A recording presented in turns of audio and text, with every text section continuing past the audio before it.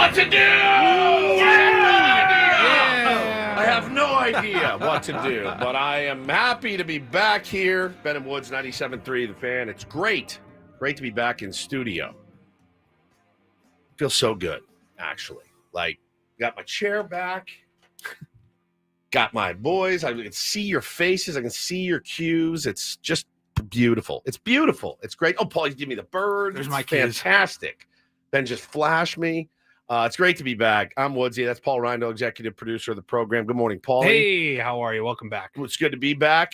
Ben Higgins, your friendly neighborhood sports anchor. It's good to see your face as well, Benjamin. It's really nice to be back. You know, I've spent, since we got here, listen, I've taken my shots at management here at Odyssey. You know that. I've come in before and dragged them because, I don't know, there's no water. You know, they took the vending machine. I mean, you know, there's a litany of things that I've hammered them for. So I think in order to be fair, you have to give credit where credit is due. I came back this morning. I'm like a kid on Christmas morning. They completely changed. I got a new computer screen. It doesn't have spittle and everything on it. A new keyboard. This is beautiful. It's a beautiful setup. It's bigger. It's thicker. Longer. It's great. Everything is great. It's girthier. It's more wide than it is tall. It's just, I feel like a spoiled brat is what I feel like. I feel like a real radio star. Like I came in and my chair feels different. Everything just feels better. The microphone's been cleaned. This is incredible. What did we do to deserve this? We just, I don't know. I was told late last week, hey, when you get in on Monday, we're updating all the computers and everything in the studio. Totally forgot about it until we showed up, and then you started freaking out. This is unbelievable. Like usually normally in radio. Like, is it a new monitor? I didn't know. Yes, if it's not new, it's cleaned and they've expanded it somehow. I will have to say that I think they just like updated Windows. I think this is how normal businesses work. Like at Channel 10, we upgrade the computers every 3 This is or 4 years. unbelievable. I think that's how a normal business operates. Look at this mic. This mic is like pristine. They did something in here, and I can't quite put my finger on what it is. But normally in the radio business, they go the other way. You get worse mics. Hey, we're going to have to cut these mics. These are really expensive. We can sell these at a garage sale and make our money feel back. About Windows 98. Yeah, and we're going to shrink the size of your monitor. And normally, like, that's how radio has gone. But, like, what else can we get out of these guys? While they're in a generous and spendy mood, like, there's some other upgrades we could do in here. I can't even think of what they would be right now. But, like, I was really excited. I was really, really excited to walk in this morning. And obviously, talking about, you know, a series win against the LA Dodgers it's never a bad Monday. When I say I'm confused, it's just because I hated that game yesterday so much, and we'll talk about that certainly. But man, it's been such a nice morning so far. Like to get back in here and know I was coming back to work here at the studio. It's just been, you guys know, man, so much travel, so much up in the air. Traveling sucks. It's wonderful when you get to your destination, but the whole journey, man, sucks. Your back hurts, your knees hurt, you're cramped on planes, you're sweaty. There's people hacking and coughing all over you. Look, my rule generally is this. I don't like to take pictures of people and post them on the internet without their knowledge. Fair? Yeah. So I used to do it. I would see some clown dressed in full Dodger uniform at Petco. Take a look at this idiot. Post it on Twitter. You know what? It's happened to me before, and I realized that's probably not the best thing. My caveat is I will take a picture of a person in public, and I will send it to the two of you. No problem. And I mean zero problem. I have no problem with you doing it to me doing it to you. I don't even feel like I'm invading that person's privacy. You guys saw what I texted you Friday as I got to the airport and went to check in for my flight. There is a dude with 3 bags, and he is unpacking and repacking every one of them. The line, it's probably like 3:30 p.m. on a Friday. Everyone's getting the hell out of Dodge, and he's up there. I don't know. Maybe I'll put this one here, and I'm just. Were they overweight? Yes, and he was trying to get them under the correct weight. Of course they were. So I'm sitting behind him. I'm rocking, and I'm just like, please God. And there was, again, if this is happening to you, give me at least the cursory, like, dude, I'm sorry. Yeah, I'm so sorry. Sorry. I'm sorry. You know, if you're traveling with kids and you got to get all their stuff, Guys, I'm so sorry. Is anybody mad if he just moves off to the side, figures that out, and then cuts in when the next person finishes up? Nobody's mad. Cuts back in. You go over there. You get your stuff You don't have together. to wait in line again. So we get it. I sent you guys. Yeah, I'm not going to send you to the back of the line. If you got up there and they said, hey, it's too heavy, you're going to have to pay $30 Step or whatever. to the side, take 2 minutes, let a couple other people come through, and then jump back in. Were there not other lanes open, or One. you were there's just the one lane? I wasn't priority. I didn't have. And the other part was, so you had the priority line over here. Yeah, there were 3 people back there. This lady's doing the first class. This lady's doing the priority. And this one's doing the rank and file like me. And he's just, hang on. And it's the half-open, the half-rolled-up bag of Cheetos on top of his bag. Say, there That's was what food, got me. There was food stuff in there. I'm like, buddy, all your bags are a little too heavy. Get rid of the Cheetos. Paulie, literally. Bags of food and candies. And I'm like, what is happening, man? What is happening? And he just sits up there and basically packs it till he gets it right to save however much money. And I just sat and I'm like, God, please let me get home. Just let me get home. Flight actually was only about 20 minutes delayed. No big deal. Got home, no problem. So great to see the fam after being gone for a week. Wife turned around. She split town with her girlfriend. So now it's just me and the boys at home, and had a great weekend, man. It's I've said it before. Not that hard. Not that hard. Just when it's just the 3 of us, and it's because I don't have to worry about like the dishes. I stacked those things all Saturday, all Sunday. I washed them last night. It's all good. The laundry, I stacked it all Friday, all Saturday. Washed it yesterday. Will never fly. Will never fly when the missus is around. So the way I handled business a little bit differently, but we've had a great time hanging out and doing a lot of fun stuff. Gives you a little extra time to like have one of your children ambush me on the golf course. Thank you for that. You're very welcome. If you didn't see this, video on social media, I live very close to Encinitas Ranch Golf Course, which is where I knew Benjamin was playing that morning. And my kids like to ride those trails back there a lot. We ride those trails and walk those trails.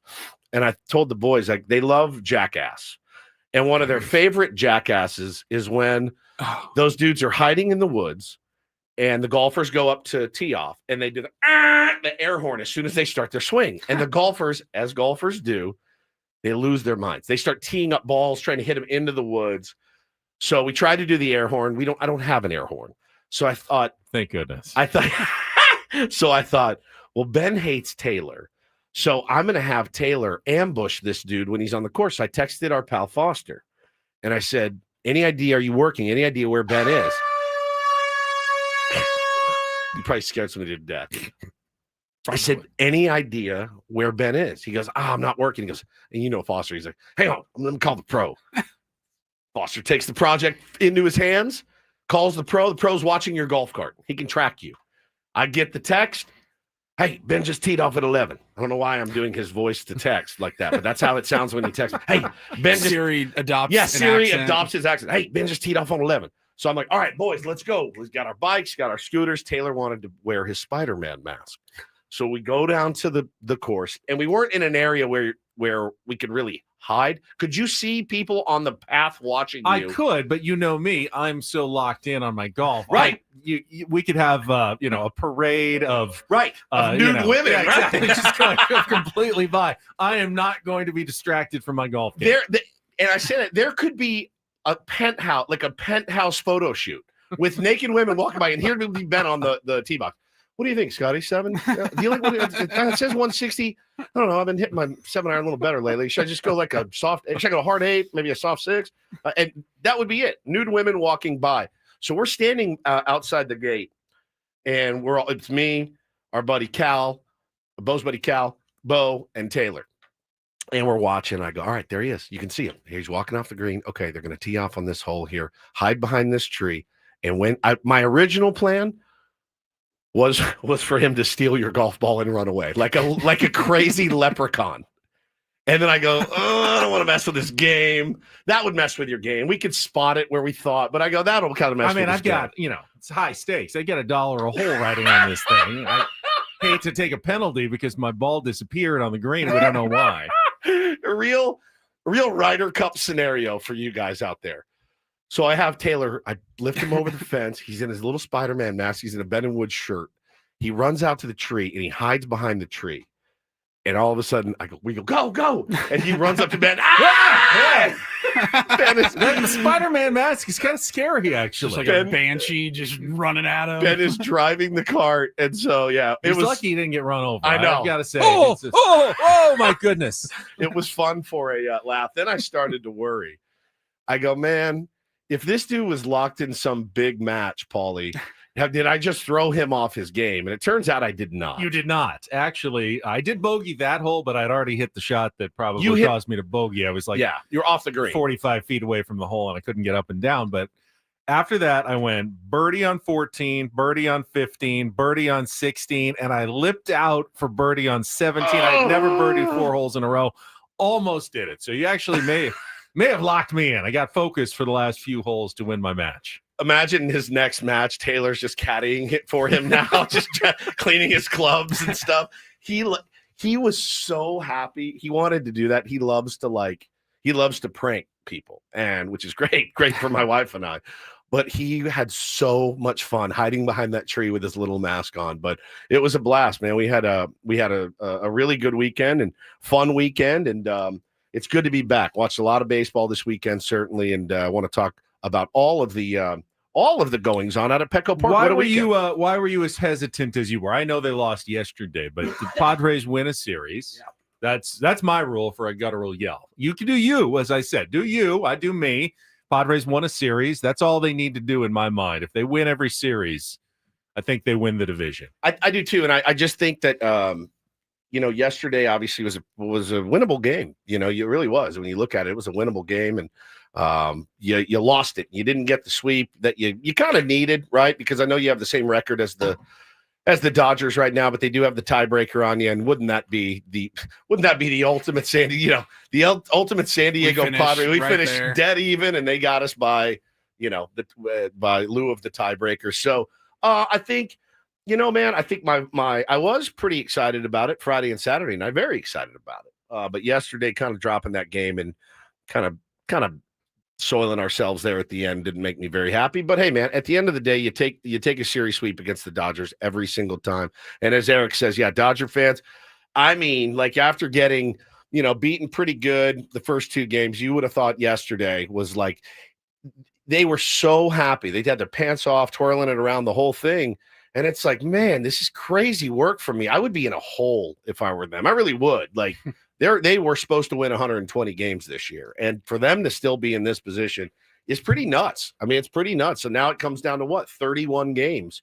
I think we each have 16 at home, 15 on the road. Correct. Something like that. So this is ultimately it's a blast, but I saw so much negativity after the loss yesterday that it kind of put me in a weird mood to say the least. Yeah, 10 series remaining. All of them are 3-gamers except a 4-gamer at home against the Rockies. So if you win every series, you go 21-10. That's assuming you don't sweep any of them, just winning series.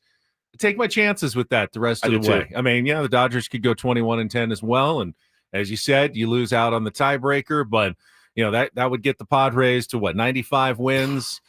Would be this, better than last season. I think would have all been very happy with that at the beginning of the year. Padres have the easiest schedule remaining, according to Fangraphs, of any Major League Baseball team. Dodgers isn't much harder. It's like the 5th easiest schedule remaining. So it's kind of similar, but you've put yourself where you wanted to be. And where Mike Schilt, honestly, after the game said, where I expected to be at this point. Sounded about right, is what he said in his post-game comments. Since you mentioned Fangraphs, if we're just going off of their numbers, they think the Padres have a 1-3 chance at the division. 33%. Seems a little low for a team that's tied with 1 month to go, but it does feel a little bit low. I would say, Dodgers had the tiebreaker. I would have said it was more like 55 to 60%, but that's they take a look at the rosters and the production and what they expect and give the Dodgers a little bit of an edge. It's fine. 1-3 is certainly not 1 in 100. Yeah. I don't know if he really he said, actually I did see it. He did say, he goes, yeah, about what I thought. Was it? I guess you have to say that, right? As the I mean, Yeah, I knew we were going to. Did you? Talked about it at the beginning of spring training. Our goal was to... Yeah. Well, I think it's half. I think it's half and half. I think if you had told him the Padres would be 74 and 57 at this point, he would have said, that sounds about right. Okay. 17 games above 500. Yeah, all right, fair. Can you honestly have thought the Dodgers would also That's have the craziest struggled to only be 17 games above 500 given their, huge payroll, just the record payroll that they put together? That seems a little more unlikely than the Padres. Yeah, I see him expecting the Padres to be a really solid team with a good record. Is it good enough for a team that everyone was predicting the Dodgers would win well over 100 games? That's a little surprising. Yeah, this was nuts, too, because somebody, our pal Joey, sent me this on Instagram. And this is a pretty crazy graphic. Since the 4th of July, the Colorado Rockies have won 16 games and lost 22. Since the 4th of July, the Dodgers have won 15 games and lost 22. I don't think anybody would have predicted that. Mike Schilt or, Nostradamus, I don't think would have thought that's going to happen. I do think that he does think that that's about where we would be. That's absolutely fair. But that also brings up the question, why would Fangraphs have the Padres so lower in the odds when they've clearly been the better team since the start of July? The Padres have been one of the best teams in baseball since July 4th. Dodgers have been one of the worst teams in baseball. They're tied now. The arc seems to be that the Padres are heading up. The Dodgers have been heading down. Yeah. You like the Padres' chances if you're a Padres fan based on that, at least recent trends of the two teams. Yeah, it's interesting because Fangraphs is, again, supposed to take emotion out of it. And I guess the projection maybe been of Tommy Edman, Kike Hernandez, Max Muncy, some of the other guys they got coming back in the bullpen. That's kind of maybe what it bears out. But that being said, we're still looking for Jackson Merrill to come back. We're still looking for a Michael King to come back. We still have pieces that are, championship caliber pieces that we're missing as well. So interesting. I'm all for jamming Fangraph projections down their throat and telling them how wrong they were at the end of the season. But if I'm Mike Schilt and Manny Machado and anybody else in that clubhouse, I go, really? 1-3, huh? Okay. Interesting. Exact same record, but you're giving us a 1-3 chance. Nice. Yeah, I would go full Michael Jordan on it. I really would. The side is a lot different. Someone pointed out that the MGM betting odds as of yesterday had the Padres as better odds. The human factor, people look at the two teams and go, I like the direction the Padres are headed. I'm going to put a few dollars on the Padres versus the Dodgers in this situation. Yeah. But the numbers, their roster is their roster, and that hasn't changed. Fangraphs doesn't think that, the Dodgers roster has gotten any worse. So they're always going to have that edge just based on historical numbers, which is what they base their predictions on. Yeah, no doubt. Don't sell me short here. Captain. He says, nobody in the chat had Padres being in this position. Wood's prediction of 79 wins gave Padres bulletin board material. Don't sell me short. I had to admit 81 and 81. Give me a break here. I'm not an idiot. All right. I said 81 and 81 at the beginning of the year, but that's also just how I roll. I mean, I guess it's still on the table. It's still on the table. They haven't blown past that projection yet.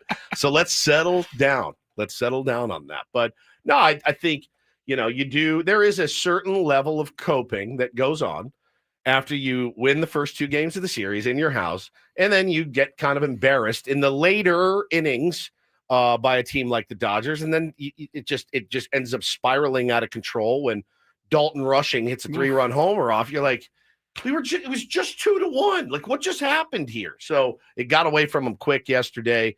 And you say, oh, well, at least we won the series. That's the proper way to fan, in my opinion. Well, at least we won the series. It's true. Well, certainly a lot of talk about the bullpen decisions by Mike Schilt and company. We will get into all of that coming up. We'll set the menu for this morning's program. Look at all the tier ones in early on a Monday. Glad to have Woodsy back in studio. We'll be right back after a quick check of traffic with Kelly Danick here on 97.3 The Fan.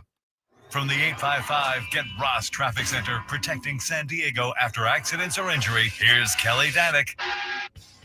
This game day traffic report is brought to you by Crystal Geyser, Alpine Spring Water. Good morning. Hope you had a great weekend. Off to a bit of a rough start southbound 5 near SeaWorld Drive. We are getting reports of an overturned crash over to the right shoulder. Tow truck is on scene assisting with that. That's south 5 at SeaWorld Drive. And some malfunctioning traffic signals causing a bit of a backup. Rail Drive off-ramp, westbound 54.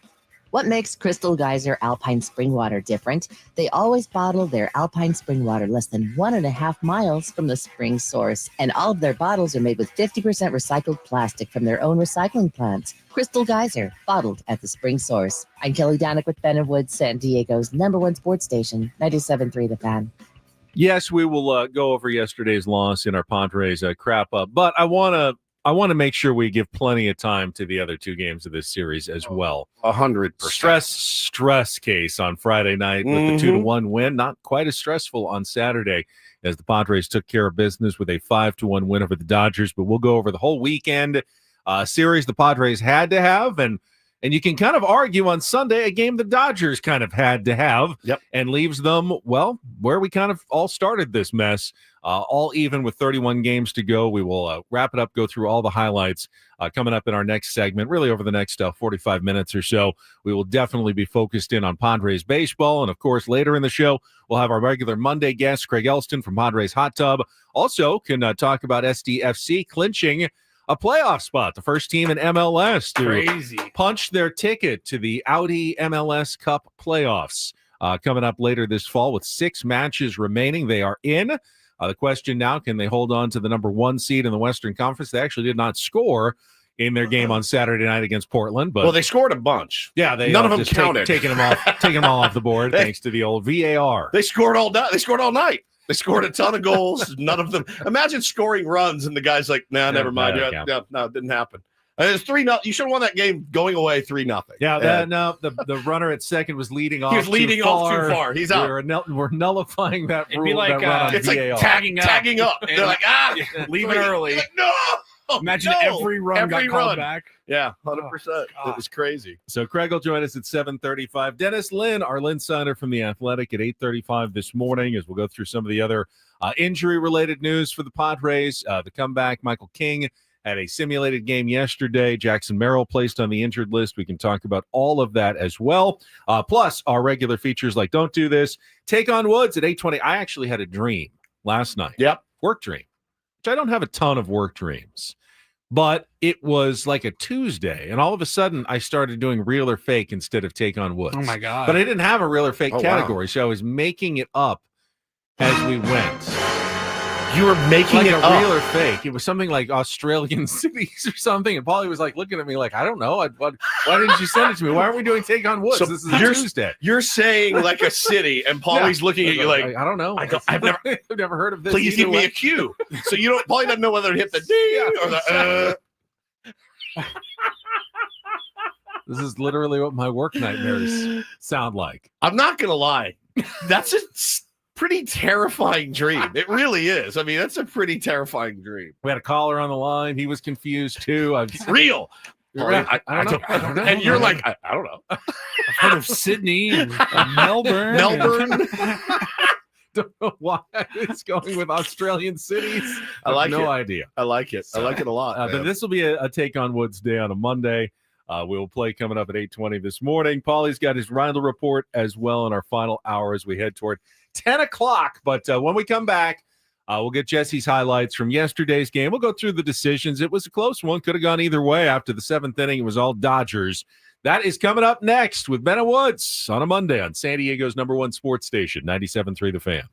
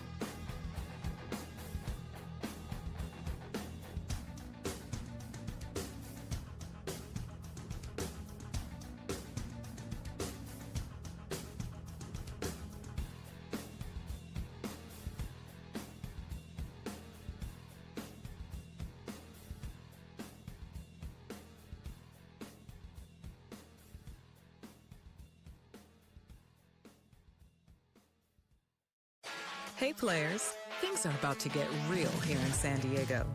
Introducing the all-new Jamul Casino Resort. With a 200-room hotel tower, exciting new eats and drinks, plenty of new places to play, and a luxe spa and salon. Hello, rooftop pool and deck. It's where players can play their hearts out and enjoy all the perks that come with it. It gets real this summer at the all-new Jamul Casino Resort, the players' place.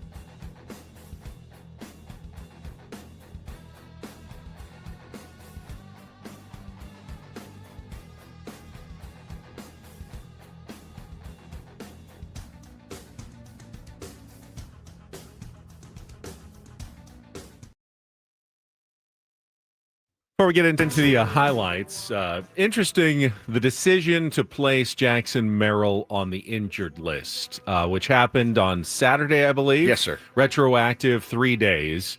And then they called up Will Wagner yesterday to fill Jackson Merrill's roster Kind of spot. forgot about him. Yeah. So acquired at the deadline. and he Yeah. did actually get into yesterday's Yep. game at the end. Almost beat one out. Yeah. Made his Padres debut, but I don't figure that Will Wagner's going to be seeing a lot of playing time while he's up. In fact, if the Padres didn't have to have a full 26-man roster, I mean, why wouldn't you want one? But he's probably not going to get any starts or anything.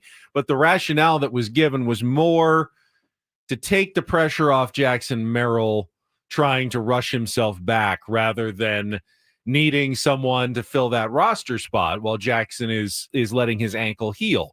And I thought that was interesting because you could have just let Jackson wait it out, and as soon as he's back, then he could come back whenever he wanted. Now he has to wait until August 30th against the Minnesota Twins when he'll be eligible to return, which may force him to stay out a few extra days than he really had to. But that was kind of what the Padres wanted. They don't want Jackson like over pushing it or saying, no, I could go today, and doing something that might set him back even further in the month of September or into October. Well, I mean, look, as of right now, anybody disappointed with Ramon Laureano in center field or Gavin Sheets in left field right now? Ramon Laureano, he's not getting enough. We're not talking about him enough. And right. We talk about him a lot. He was such a big pickup, and to know that you got him in your outfield for all of next year too was like, come on, this guy has just been nothing but pure awesome every single time he's suited up. He's been great, and to be able to fill in right now. I mean, again, you don't go get him. You got Beej out there. You got Bryce Johnson out there manning center field until Jackson Merrill gets out. And hey, listen, you need to put Beej out there in left field or in center field for a defensive replacement. Move Laureano to left. Absolutely great. That's what a bench piece is for. But being able to just slot him over 100% for a start to have a huge. Gavin Sheets, the way he stepped up this weekend, spectacular. And now here's, again, if they keep doing what they're doing until what was the date you gave for Jackson Merrill? August 30th. What do you do? Who do you take out of the lineup? I mean, I know. Well, you don't have to. I mean, Sheets is hot. Laureano's hot. They're going to start. They're good. Looks like right. every day now. And Johnson will be there when someone. No. I mean, when Jackson comes back. When Jackson comes back, that's what I'm talking about. You'll have to start making some tough decisions again. Yeah. But I think that's one of the reasons why they decided to put Jackson on the injured list. He doesn't have to push himself to come back sooner than would be recommended. They have the bodies now to fill that spot in the outfield until he can come back healthy and ready to go. So that's kind of the thinking behind, when he might have only needed another 3 or 4 days, but we're going to make sure he sits down another 7 just to nip this in the bud and make sure that it doesn't linger for the rest of the season. Yeah, really kind of a crap season for Jackson Merrill luck-wise. Concussion, sliding into second base, the turned ankle. I mean, it's just, again, it's just not injuries that you look at and you're like, oh, well, he's playing recklessly. He's doing something dumb. He's not. It's not. It's just literally bad luck for this kid right now. So I hope he gets back. And it's like they're all bad enough to keep him out, but not like season ending or anything like that. It's just these lingering small little things that are getting him. It's just, the rigors of 162. A little ouchie. Yeah, a little ouchies. Also, what's the other one? Well, he has another weird injury this year. Yeah, the ankle. He's got the concussion. And he was hamstring. Early with the hamstring. The hamstring. Yeah. So, man, it is. It's a bummer for him. You need Jackson Merrill on this team. Jackson Merrill makes you a better baseball team. But again, you cannot start this show and start talking about this team without crediting the guys that have stepped up in his absence. And Gavin Sheets, God love him. I mean, really, God love that dude. He's been incredible for this team. And credit to A.J. Preller for giving him a shot. And credit to Victor Rodriguez, because Victor's been taking a lot of guff lately. Credit to Victor Rodriguez for helping him unlock, whatever it is in his potential. He's been phenomenal for this team. Phenomenal. Oh, you guys need me to play left? Okay, I'll give it a shot. Yeah, I'll run into the wall at full steam, almost kill myself, but I'm going to keep getting better every time he's out there. So, again, a lot of credit to him, man. I love that guy. Also interesting that Ryan O'Hearn was in the lineup on Friday against Blake Snell against the lefty after a lot of discussion last week. Now, it wasn't at the expense of Luis Arraez. They did not put in Jose Iglesias against the lefty, but they had both Sheets and O'Hearn against lefties that day, and it worked out well. They ended up with 3 hits combined in that game. So some interesting lineup decisions, some interesting bullpen decisions that everyone was talking about after the game yesterday. We'll get into that. Our Padres crap up from the 8-2 loss to the Dodgers yesterday right after this check of traffic on 97.3 The Fan. From the 855 Get Ross Traffic Center, protecting San Diego after accidents or injury, here's Kelly Danick. Traffic is brought to you by Valvoline Instant Oil Change, your 15-minute drive-through oil change. Tow truck helping to clear an overturned crash southbound 5 near Claremont Drive. It's over the right shoulder. Some malfunctioning traffic signals, Rayo Drive off-ramp, westbound 54. You're traveling west on the King Freeway near 28th Street. Watch out for a tire reported in the slow lane. Before you hit the beach, the mountains, or even the 5 this Labor Day weekend, be road trip ready with Valvoline Instant Oil Change. No appointment needed. Stay in your car while they change your oil and check your tires, battery, and fluids. Coupons at SoCalOilChange.com. I'm Kelly Danek with Ben and Woods, San Diego's #1 sports station, 97.3 The Fan. It's a shame if they lose. You got a problem. Oh, a shame indeed. I couldn't agree more. Here are the lowlights from yesterday's game. What the heck happened? Are you kidding me? Can't even believe it. It's the Padres Crap up. presented by Hamul Casino. Things are about to get real with the all-new Hamul Casino Resort with gorgeous rooms and exciting new eats and drinks. It gets real this summer at Hamul Casino Resort, the player's place. We'll give it 16 minutes of salt, and then we'll, get back on the bump and figure it out. Hernandez swings, sends it in the air to center field and deep. Laureano's back on the track at the wall, leaps up, and he makes the catch. Took it away over the little wall in right center. Ohtani comes in to score on the sac fly, but Laureano kept it in the yard, and the Dodgers get just one. And a 2-2 hit in the air to deep left field. Conforto's going back. He's going to watch. It's going to go! Elias Diaz with a go-ahead 2-run homer in the 3rd inning. And the Padres hop on top. It's 2-1. And Freeman sends it in the air to very deep right center field. Long run, Laureano. Long run, Tatis, and it's going to go. Came down just beyond the National University side in right center field. A moonshot for Freeman to tie this game 2-2. 3-2 to Rushing. Runners stay. The pitch swung on. Hit in the air to deep right field. Fernando's back. He is at the wall. He leaps up. It's going to go. A 3-run homer for Dalton Rushing, who looked right into the Padre dugout and flipped his bat. L.A. goes back ahead. It's 5-2 on Rushing's 3rd home run of the season. 0-2, Freeman rips it in the air, deep down the right field side, towards the Petco porch and gone. Freddie Freeman with his 2nd home run in as many at-bats. This one may be something of a dagger, a 2-run shot, and the Dodgers lead 7-2. Matsui delivers, and Ohtani hits it in the air to very deep right center field. This time, Shohei will get the best of Matsui, a long home run. 4th of the afternoon for the Dodgers. Ohtani's first hit of the weekend. And a little bit of a cherry on top. It's 8-2. And he hits it in the air to straightaway right field. Andy Pages will jog in a few steps. He'll make the catch. And the Dodgers avoid the Bruins here this afternoon with an 8-2 win in the final game of the regular season between these two teams. I would say better than for the most part. I think we played excellent baseball. If you go 5-2 at home and win both series, I'd say you did a lot of things excellent. We're not perfect. Not perfect, but 2 out of 3, the series win for your San Diego Padres. Good starting pitching matchup yesterday. Nick Pivetta and Yoshinobu Yamamoto both essentially, made one mistake that left the yard. 2-run shot by Elias Diaz running into one. That was kind of a bonus. Who didn't? Boy, I thought that was going to be an early turnoff yesterday, the way that first inning started. First inning was like, oh, okay, I can go enjoy my Sunday with my kids. You guys want to go on a scooter ride? And then guess who? Ramon Laureano pulls that back. And you got a whole new ball game there, Ben. And then Pivetta locked in he did. until he gave up the solo home run to Freddie Freeman that tied the game. But just 2 hits allowed by Nick Pivetta.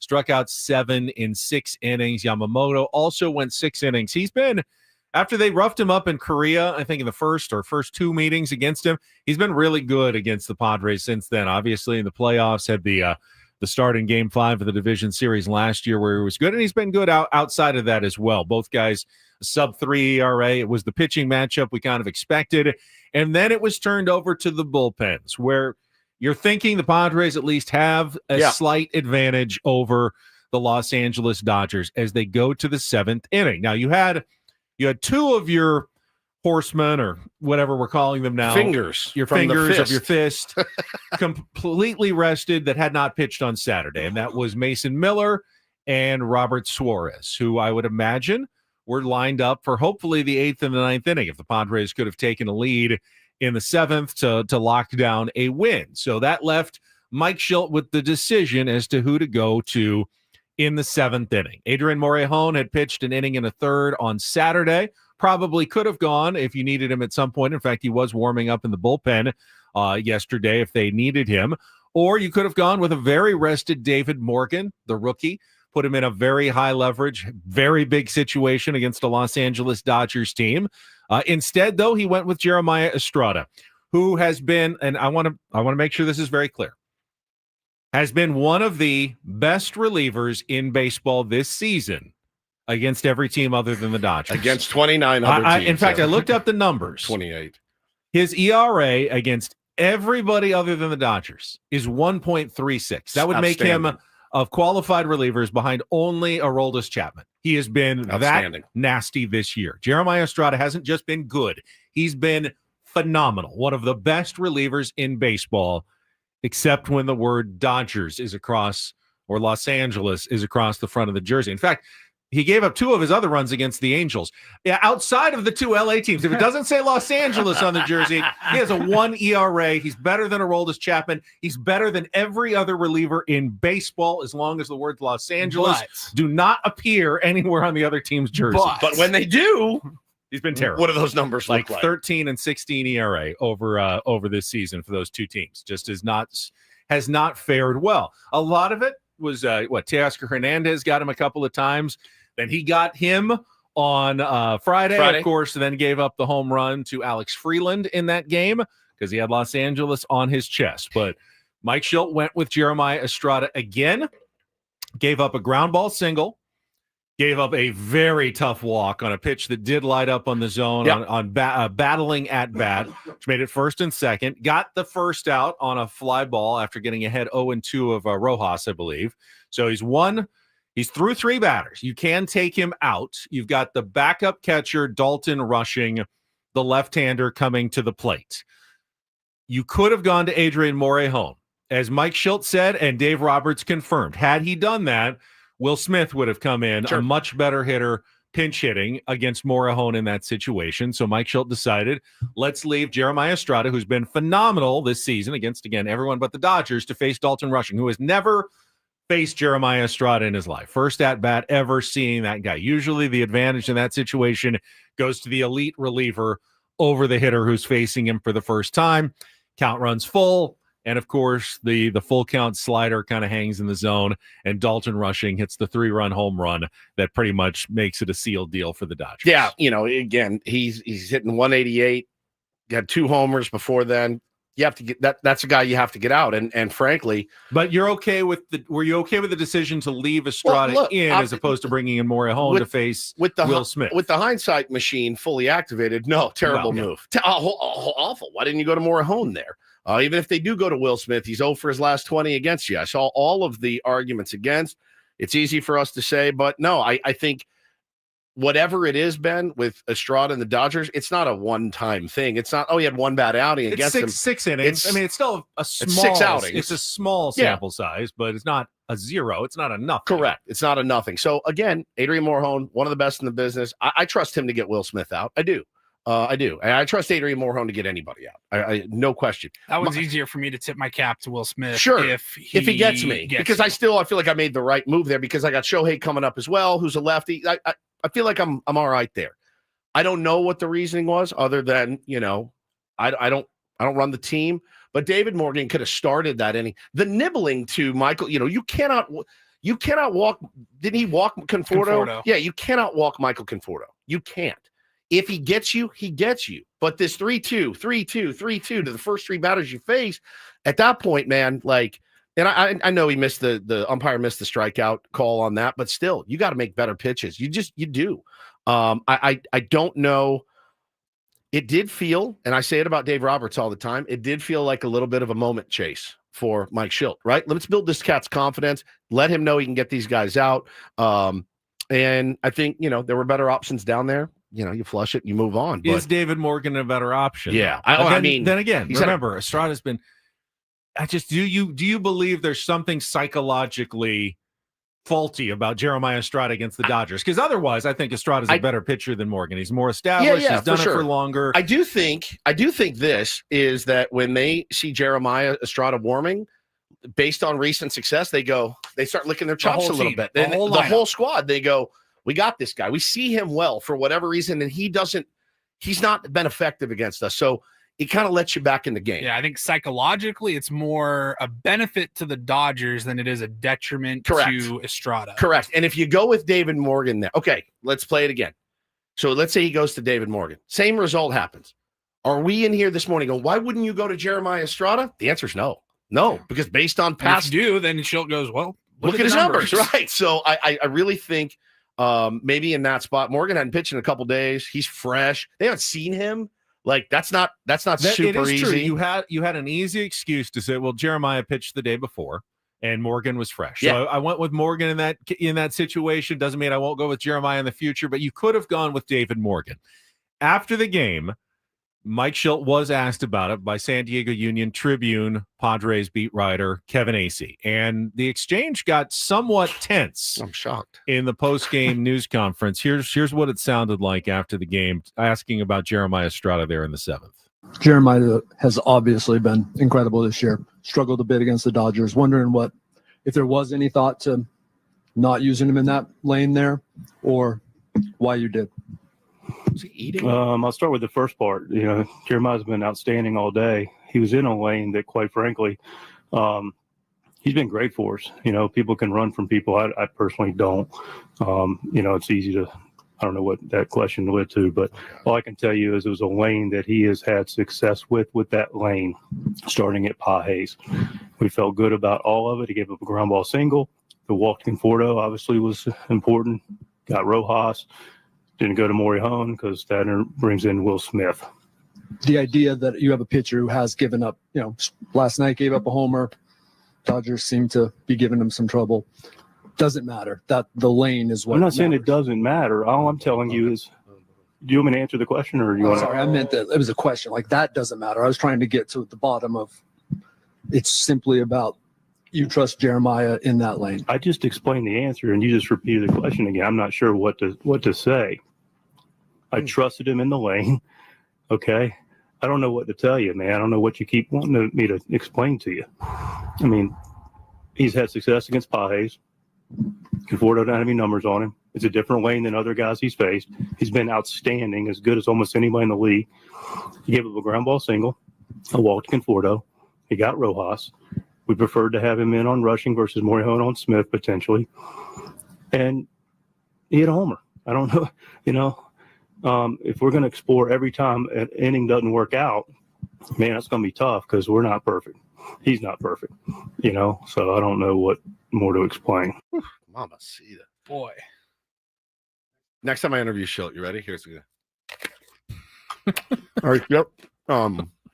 So you did a pretty good job in that series, but I was just curious as to why you went with Mitch Miller though in the seventh. No, it's not a television or radio interview. It's a news conference that is essentially designed for writers.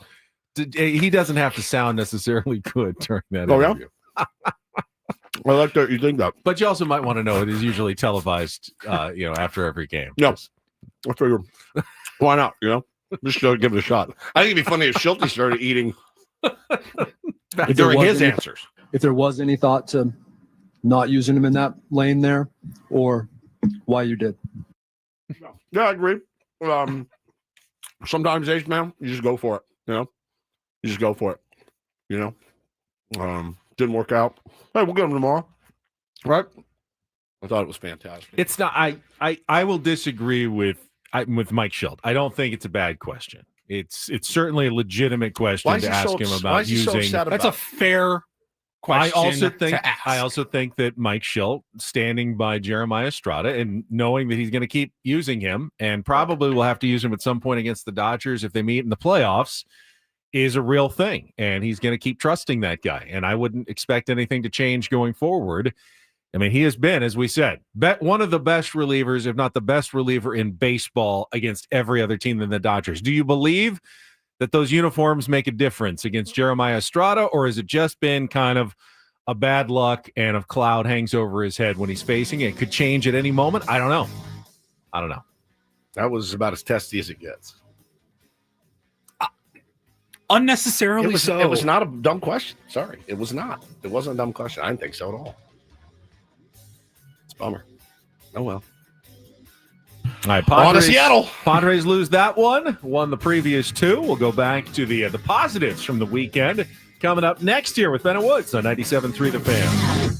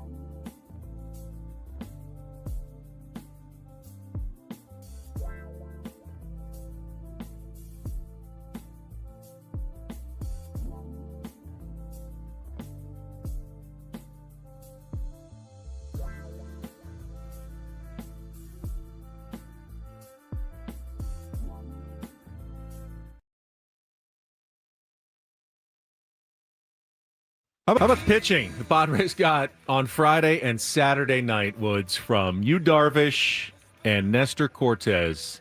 Just unbelievable. Both one-hitting the Dodgers for 6 innings as the Padres took the first 2 games of that series. Darvish, to me, has been a bit of an enigma here so far in his return. 100%. Like one day he goes out there and you're like, oh my God, he's a magician. And then, the next day he gets pounded. 2 or 3 starts where you feel like he's vintage Yu Darvish and could be your number 1 starter in the postseason. No question. And there's been 2 or 3 starts where you go, not sure if we can pitch Yu Darvish in the playoffs at all. How do you plan for How that? do you plan? I mean, you can't say that about, and again, working back through injury, working back through a lot of time off, getting the feel and all that's important. But we've said this for like 3 weeks in a row. The next start is the one that you look at and go, okay, like build off what you did against the LA Dodgers and let's see a couple of really nice starts in a row. 5 innings is perfect for you. You can give a 6. That's beautiful. He was brilliant. He was outstanding. This stat blew my mind. Tweeted out on Saturday, Yu Darvish and Nestor Cortez both pitched 6 innings of 1-hit ball against the Dodgers. It's the first time opposing starters have pitched 6 or more innings with 1 or no hits allowed against the Dodgers in back-to-back games, at least since the team moved to Los Angeles in 1958. I saw that's one, outstanding. They showed one on the TV yesterday. It was like whatever it was, similar to that. It was since 1906. That's unreal. They were the Brooklyn Superbas back then. It was like back-to-back outings with 1 hit and 1 earned run or something like that. Has not been done in over 100 years. They were great. And again, personally, I was telling people all day on Saturday, hey, look for Nestor. He's probably going to throw perfect game through the fifth. Through the fifth. Maybe slip up just a little bit in the 6th, but he's going to be nasty tonight. I was all over that one. It's incredible. One thing we talked about on Friday is that solo home runs are not the worst outcome in the world. Just can't be walking a lot of guys, putting guys on base. And it really did play out the entire weekend. The games on Friday and Saturday that the Padres attacked the Dodgers hitters, they gave up solo home runs in each of those games, but it did not end up costing them the game as they won 2-1 on Friday, which was, in many respects, the kind of game you often see in the playoffs. Yes. You're facing an ace, a Cy Young winner like Blake Snell. You're going to have to find a way to manufacture a couple of runs without getting a ton of hits, and they didn't. What did they get? Three hits on Friday night, but they worked it into 2 runs there in the bottom of the 4th inning on a walk by Tatis, and a rise sac bunt, a Manny Machado RBI single, a Ryan O'Hearn single, and a never gonna Nick O'Hearn again, and a Xander Bogaerts sac fly. I mean, that was pretty much the entire offense on Friday night. But that's what you see a lot in playoff games. The other thing is, though, you see teams that hit home runs can also overwhelm you in the playoffs, and the Dodgers did that on Sunday, of course, by overwhelming the Padres. They out-homered the Padres, by the way, in these last 2 weeks, the 2 weekends, 11-3, I believe. Mamacita. That's what scares you to absolute death. And again, walking guys at the bottom of the order. Now, the top of the order for the Dodgers didn't do squat. I mean, Freddie Freeman, I guess you can consider yesterday. Until yesterday. Mookie had a good day yesterday. Yeah, Mookie was good. But, those first 2 games, you neutralized those guys, and you got touched up by an Alex Freeland home run in each game. It was really, really brilliant work from those 2 veteran pitchers. We absolutely had to have that, Ben. And I couldn't be more impressed with what I saw out of both of those guys. Now, again, you got to do it again. And we interviewed Schilt on Friday, and it was whatever. There was one more question I wanted to ask him, and that question, maybe I can save it because I don't think anything. Maybe we'll just start hitting homers at a prodigious pace over these next 2 weeks until we get to talk to the skipper again. But the thing I was going to ask him is, Schilty, everybody, and again, not just Padres fans and Padres Twitter, everybody, Jeff Passan, Buster Olney, Ken Rosenthal, in order to win a World Series, you need to have power. Does that concern you because your team doesn't have a lot of power right now? Like, does it concern you? There's really no way, Ben, and I don't know that there's a good answer to his question. They're going to have to do it. If they do it, they are going to have to do it another way. And frankly, that scares me to death. But the Dodgers, didn't have any starting pitching last year. And normally they won. you'd say you're right. Need starting pitching to win a World Series. You're right. And they got through it. And I can see the Padres getting through playoff series by winning, 3 of the 5 games Pitching and by defense. doing their pitching and defense and stringing Small together ball. some small ball Yep. things. And maybe, in the other 2 games when the other team hits home runs like the They Dodgers, lose. they just get, buried. And the Dodgers got buried in some of those games They did. in the playoffs last year. Remember, they lost to the Padres big. They lost to the Mets big. It in one of almost those feels games. like blowouts are more common than close losses in the playoffs because when you get behind, you're already start planning for the next day. I'm done. We're done. Unless, of course, if it's an elimination game, that's Right, different. right. But if it's game 2 of a 7-game series and your starter craps the bed, just doesn't have it that day, you're already planning. You're punting. You're planning for game 3. Yeah, you have to. You just have to in the playoffs. There's no other option. You cannot chase 4 and 5 run deficits with your best bullpen arms. You just can't. Blowout losses are not the end all be all. The small ball started pretty early on Friday night. It did, and it does look. It scares me to it think makes that my stomach. That's how, if they're gonna win the World Series, it's gonna be doing things going against the grain. Yes, it was like, who told us only one team has won a The World Royals. Series? The Royals, that was in the bottom third or whatever in home runs in the regular season. Yeah. So you're like, all right, man, like the book's been written on how to do it. Yes, You don't have that. You're gonna have to do it differently. You're not going to be able to slug your way. Now, again, proving that nobody knows anything about baseball, they could get to October and start hitting home runs like crazy. Right. They have the talent to do it. They have the players there that can absolutely yak the ball out of the ballpark. Manny Machado can do it. Fernando used to be able to do it. He did it in April and May. Right. He was on a great pace for like 55 home runs I know. early in the season. So he can do it. It just hasn't materialized for him. There's 4 or 5 other guys in the lineup that you feel pretty confident about their power. But for whatever reason, right now, the way that the San Diego Padres are playing baseball, Ben, is a bit old school, if you will. And look, it worked Friday, worked Saturday. I get a little reluctant to give away, because you saw at the end of the game, how precious are those outs? They're so precious. You get 27 of them. And on Friday night, I believe we gave them 1/9 of their outs. We handed them 3 outs by 3 sack bunts. Here's Ben.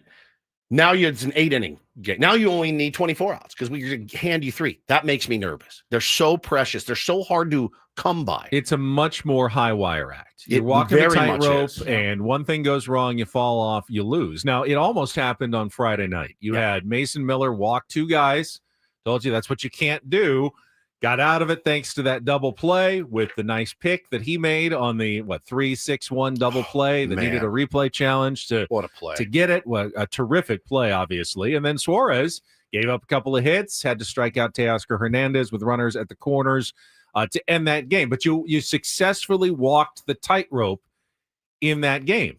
Now, there are really good tightrope walkers that, have long, distinguished lives because they don't fall off the tightrope. And I think for the Padres to win the World Series, they're going to have to be good tightrope walkers. Now, they're set like up the best. Yeah, but they're set up well for it with the bullpen arms that they have.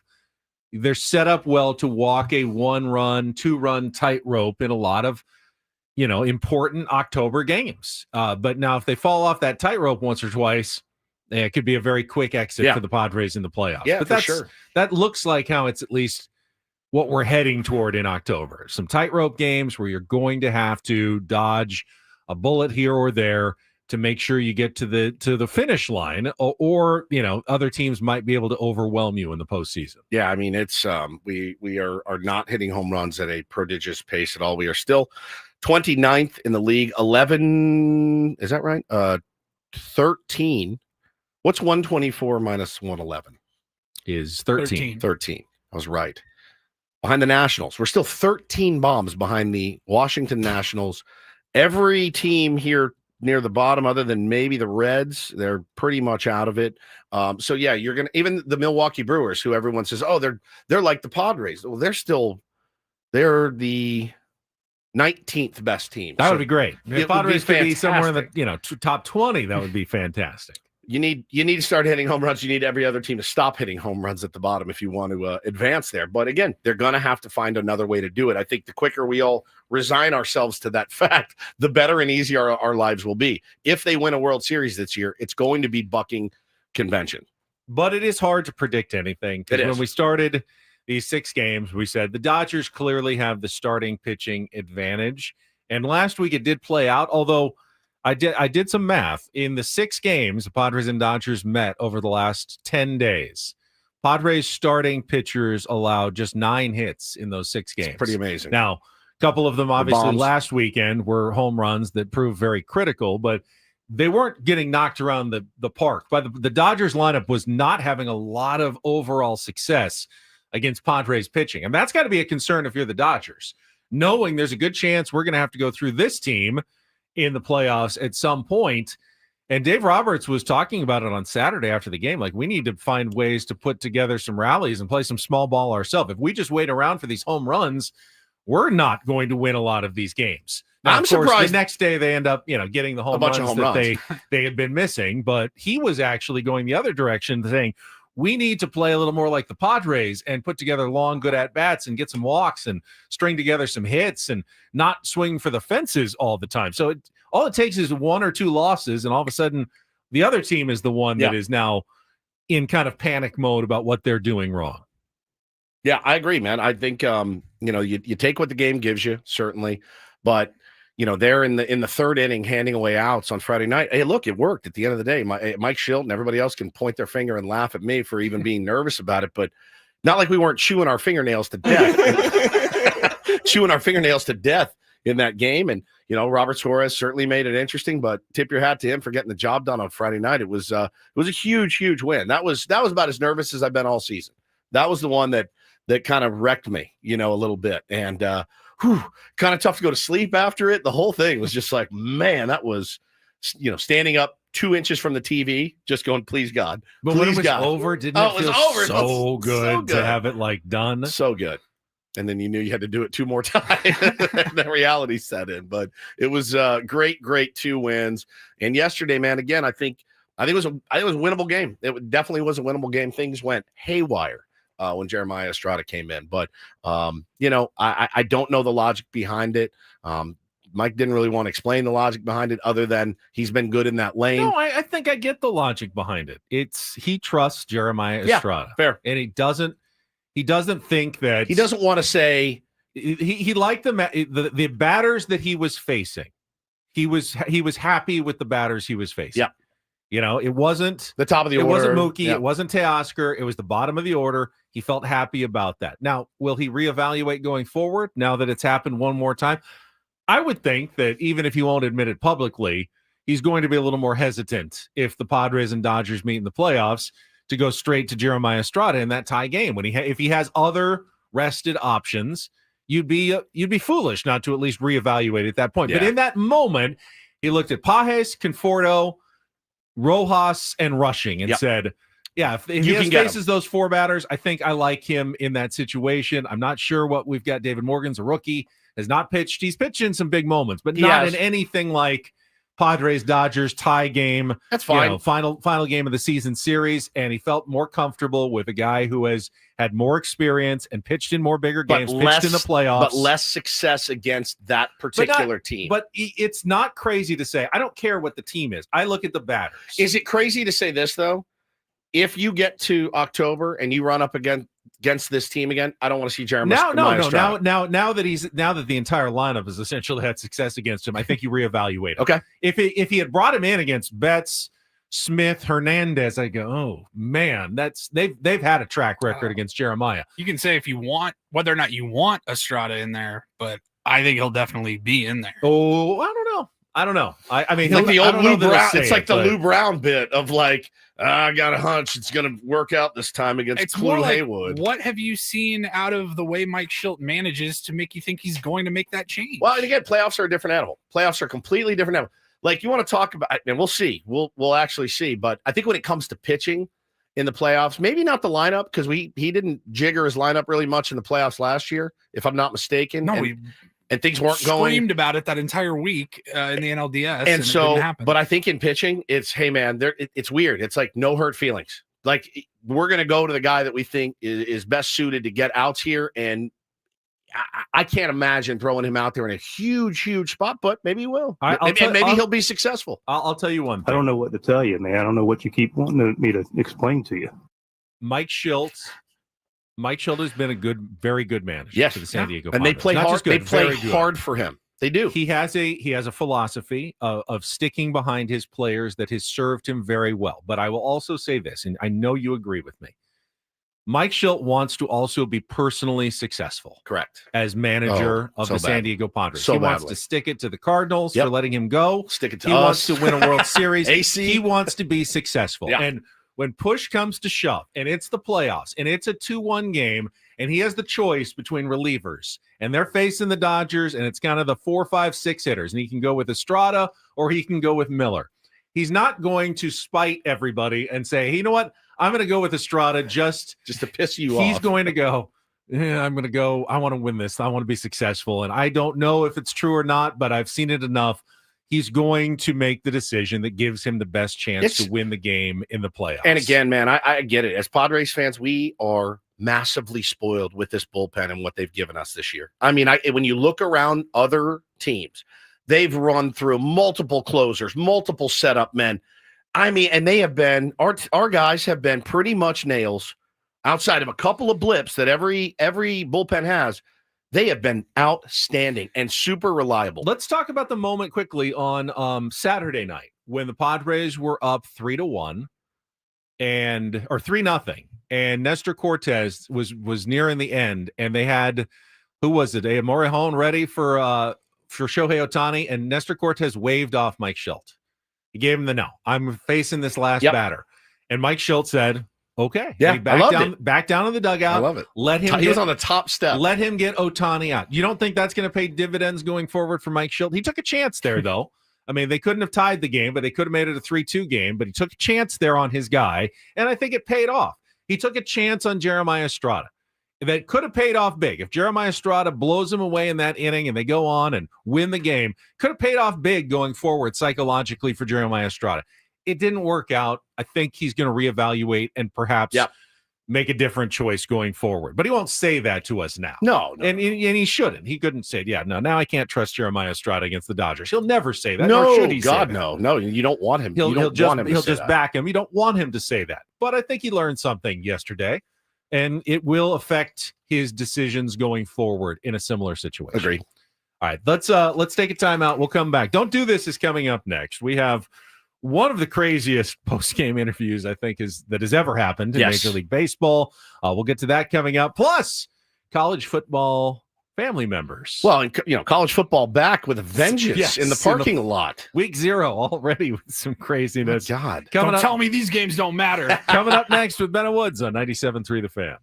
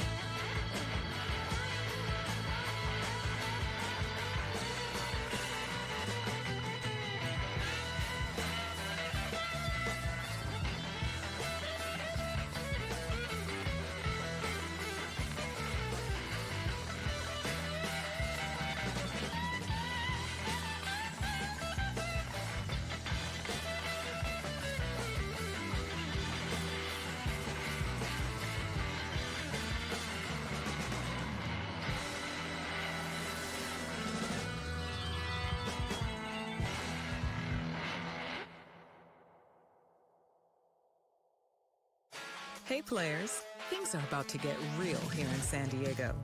Introducing the all-new Hamul Casino Resort. With a 200-room hotel tower, exciting new eats and drinks, plenty of new places to play, and a luxe spa and salon. Hello, rooftop pool and deck. It's where players can play their hearts out and enjoy all the perks that come with it. It gets real this summer at the all-new Hamul Casino Resort, the players' place.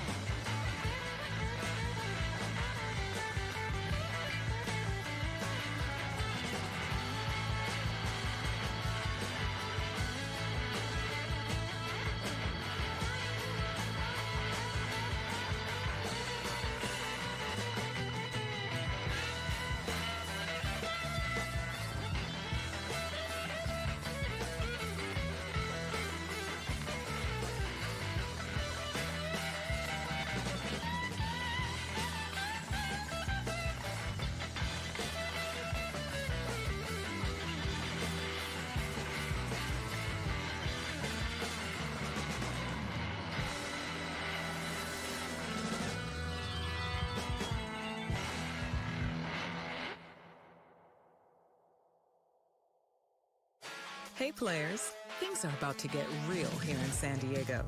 Introducing the all-new Hamul Casino Resort. With a 200-room hotel tower, exciting new eats and drinks, plenty of new places to play.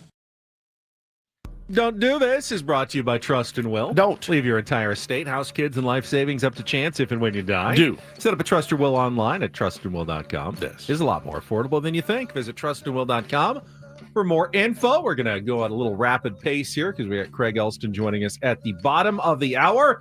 And we will start in the world of college football, which is back. Had won a key game in week 0 over the weekend. It took place in Dublin, Ireland, the Aer Lingus Classic between Kansas State and Iowa State, with the Iowa State Hawkeyes pulling out a 24-21 win over the Wildcats and their quarterback Avery Johnson, who made headlines not for necessarily losing the game, for what his dad Mark and brother Anthony did in what became a viral video as they became aggressive and started fighting outside the stadium in Ireland. Video on social media showing, you're seeing it in our YouTube stream, the two men tussling on the street before finally getting pulled off of each other. So this is a dad and a son, like actually physically fighting in the parking lot. Yeah, just going at it. I saw the headline kind of flash up. I didn't look. I was single dadding it up this weekend, and I was very busy. But I mean, Avery Johnson, the old coach, the old point guard, like what's happening? No. And I dug into this, and I just couldn't believe it. Now, my guess is you're over in Ireland, right? When I went to Manchester, the first night I was there, I got after it. I mean, I got after it. Those Guinness, Ben, you get one in you, the next one goes down a little easier.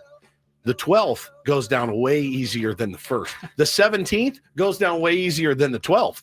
And so I'm watching these guys like, oh, these guys are just tanked up. What are they fighting about? We're not sure. Now, they issued this apology statement. Quote, "We sincerely apologize for our actions following yesterday's football game in Ireland. Senseless bickering escalated into an unnecessary fight. We have resolved our differences and take full responsibility for our actions." Senseless bickering. Remember in Jerry Maguire, the brother that lived with him, and they were watching Monday Night Football, and TP. And he's like, I told you he's too small for the NFL. And the wife gets up and slaps him. She's like, that's your brother, dude. What?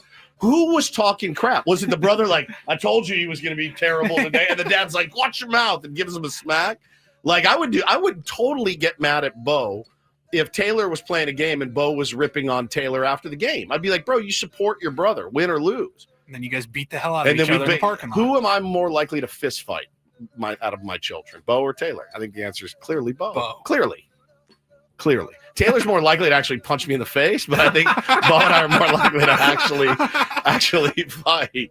Man, that's a sad story. I'm glad that they, things happen in families sometimes like that. But we need to talk about, and we got to keep it quick. Well, this is kind of a hybrid, I think it's a don't do this. You think it's a do this. Oh, you think it's a don't do this? Well, I wouldn't want to be the one having to conduct this interview. Me neither. No. So in that sense, it felt like a don't do this, but you loved it. So I thought it was great. DD, mega doo-doo. All right, so Tyler Phillips is the closer for the Miami Marlins, and he has a very interesting way of coming into a game.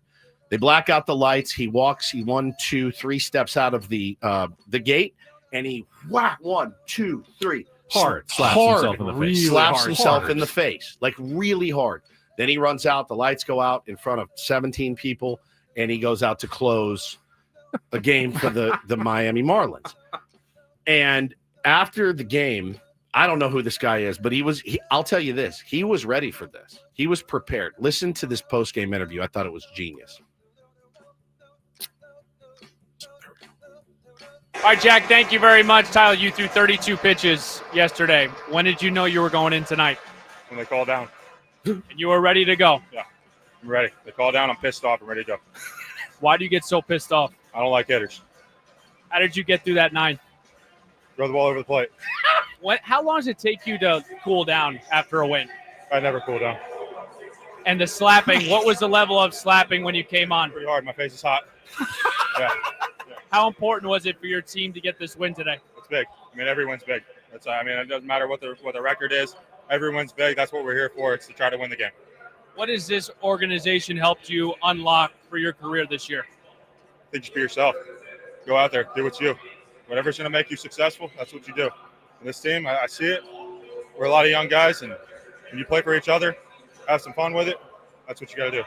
Great win. You're scaring me. Go to the clubhouse. Thank you very much. I think it's fantastic. That was a 58-second soundbite. How many questions were needed? 12 questions at least. I thought it was so good. I love it. Total red ass. I hate hitters. I'm always locked in. Yeah, I'm always hot. It's the Stone Cold Steve Austin intro, and he slaps. He slaps himself, and then the lights go out, and you hear the glass break. And it's the Stone Cold. It's really music. good. Yeah, he's not going to last though. Can you? How long can you do that before you break down? Because he said, I never cool He never cools down. I never cool down. What's his BP? That's what I'm worried about at 50. Like, what's his blood pressure? Yeah, he's a young man. Probably good. I wonder what he. Is he like Nick Martinez? sucking down pre-workout. Seems like dry. It. I love that though. I thought it was great. And the interviewer, by the way, was spectacular. Totally ready with the next question. Kind of knew what he was getting into. I would like to hear more Tyler Phillips interviews as they roll in, Paulie. But that is don't do. By the way, a quick do this. San Diego FC. I haven't talked about it yet. Qualifying for the playoffs. We did a little bit. We mentioned it at the beginning. We will talk about it with Craig Elston coming up next. But that was Don't and Do This for a Monday. That was Don't Do This with Ben and Woods on 97.3 The We'll Fan. also get Craig's thoughts on the San Diego Padres, what happened over the weekend against the LA Dodgers, yesterday's game, Jeremiah Estrada in there, all of that coming up next year with Ben and Woods on San Diego's #1 sports station, 97.3 The Fan. Well, I couldn't be happier to tell you guys about QC Kinetics every single time I get the chance to. Had some very painful wrists a couple of years ago. It's been a while now, and went in, got the treatment from QC Kinetics, and I'll admit I was pretty skeptical. I had no idea if this was going to work or not, but I was at that point where I didn't know. I didn't know that I was going to have to, if I was going to have to go get surgery or anything like that, and I certainly had no interest in doing that at all. But I called, I went in, got the free consultation, figured out I was an actually really, really good fit, and got the treatments. Everything's been great, man. Playing ball again, playing golf, doing whatever I want to do. If you woke up this morning, you're not feeling like yourself at all, please give them a shot. QC Kinetics. You can go to qckinetics.com. There, they will absolutely help you out. They will take good care of you there. They know exactly what they're doing. Their staff is so brilliant and accommodating, and they want to take care of you. So check out QC Kinetics today. You will not be disappointed when you do. Make sure to let them know that Woodsy from 97.3 The Fan sent you.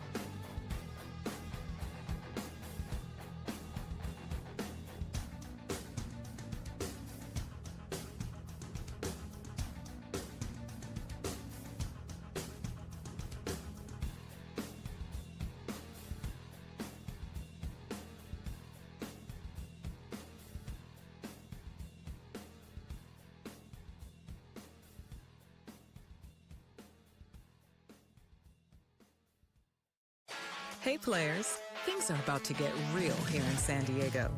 Introducing the all-new Hamul Casino Resort.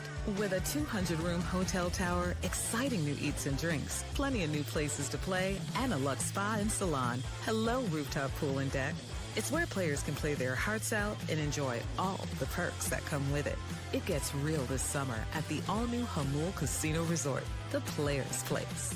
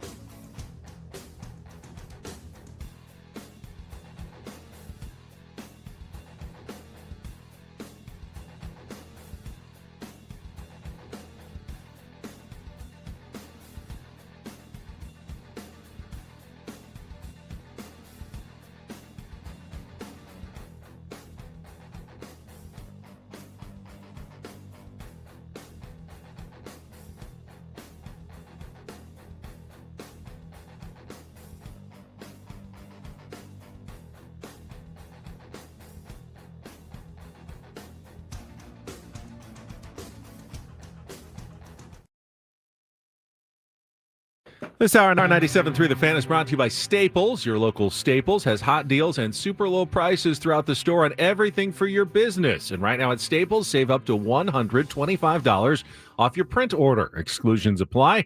Visit staples.com/print for details. Ends 9/13 and save even more with the Easy Rewards program at Staples. You said when we walked in that obviously the mood is better than it was last Monday, but not 100% better just because of how yesterday's game played out. Yeah, I think so. At least on Twitter. And I realize it's a very, very small sample size of the pie, but that's where the people are the most vocal. Like, I'm not going around after the game going, so how did you feel? So how did you feel? So how did you feel to 50,000 people? Well, but, you know, I do think, look, when you look back at how the season series unfolded between these two teams, had some fireworks, which was a lot of fun, really interesting. But at the end of the day, you didn't beat them enough. You didn't beat them enough, and it could come back to cost you at the end of the year, Ben. That little tiebreaker is hopefully it doesn't stick in the back of, stick in your craw. The Dodgers have the tiebreaker anyway. Yeah.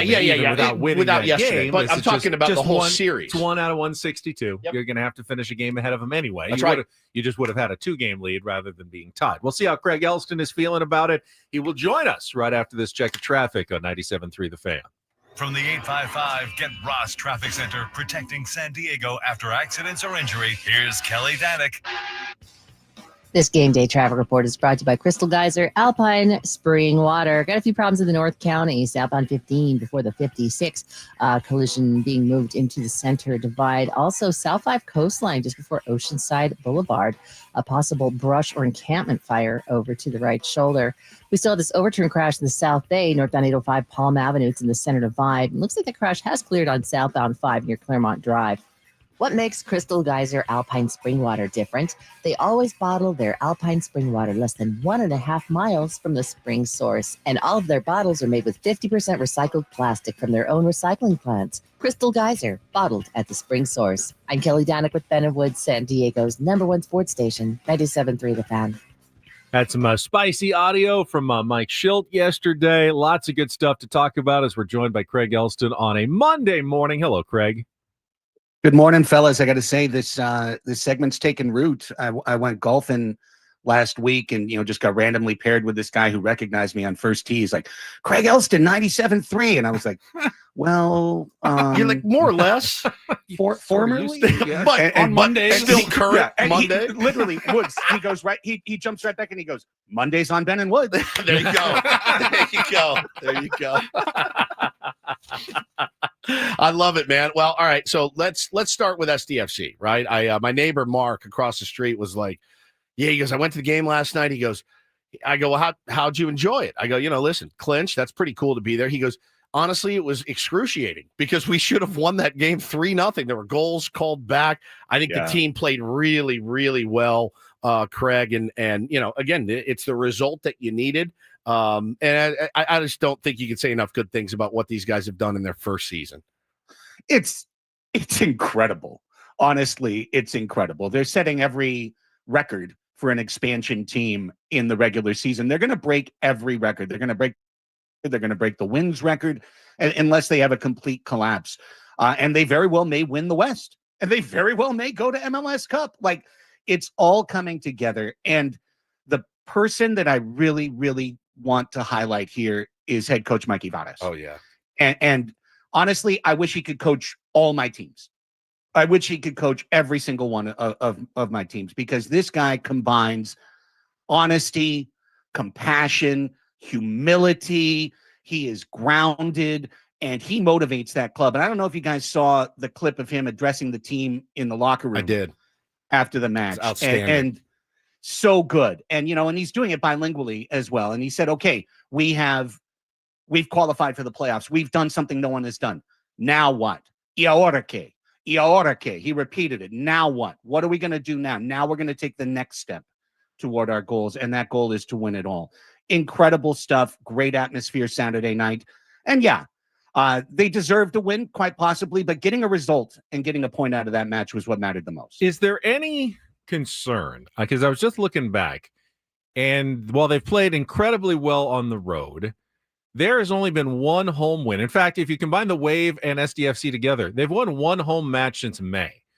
They've had a couple of draws in there, but neither team has played well at Snapdragon Stadium this year, Craig. And ultimately, if you're going to have home field advantage in the playoffs, you're going to have to win some games at home. They can't all be away from your home field like SDFC has been doing.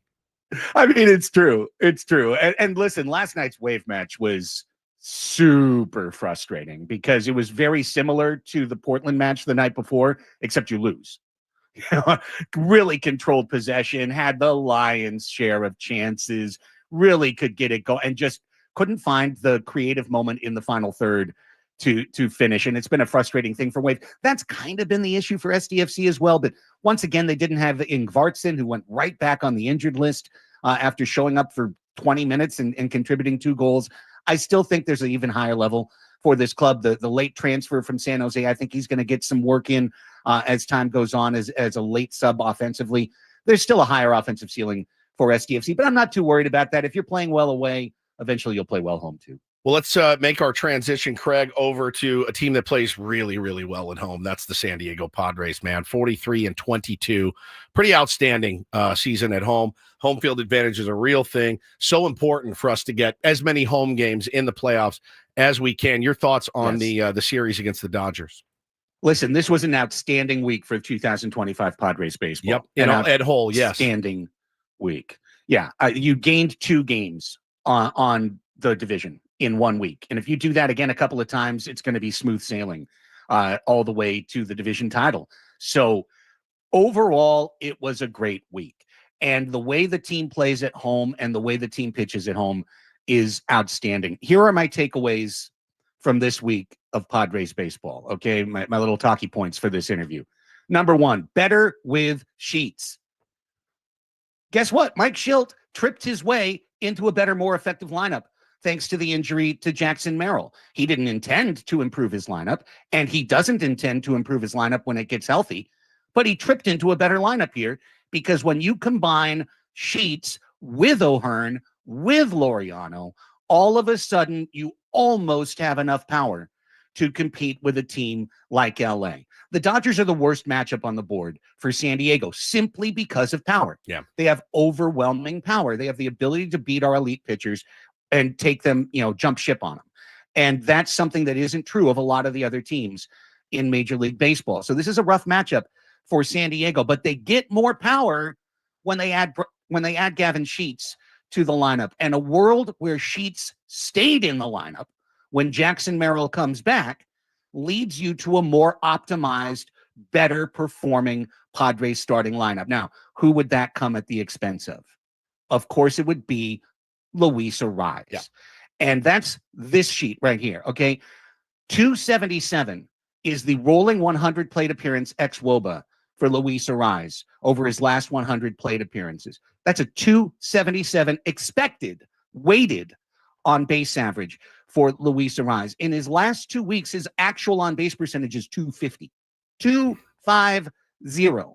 And the reason I bring that up, it could be a hobby horse. I can say every week on this segment, the Padres need to either drop Luis Ariz in the order or drop him to the bench.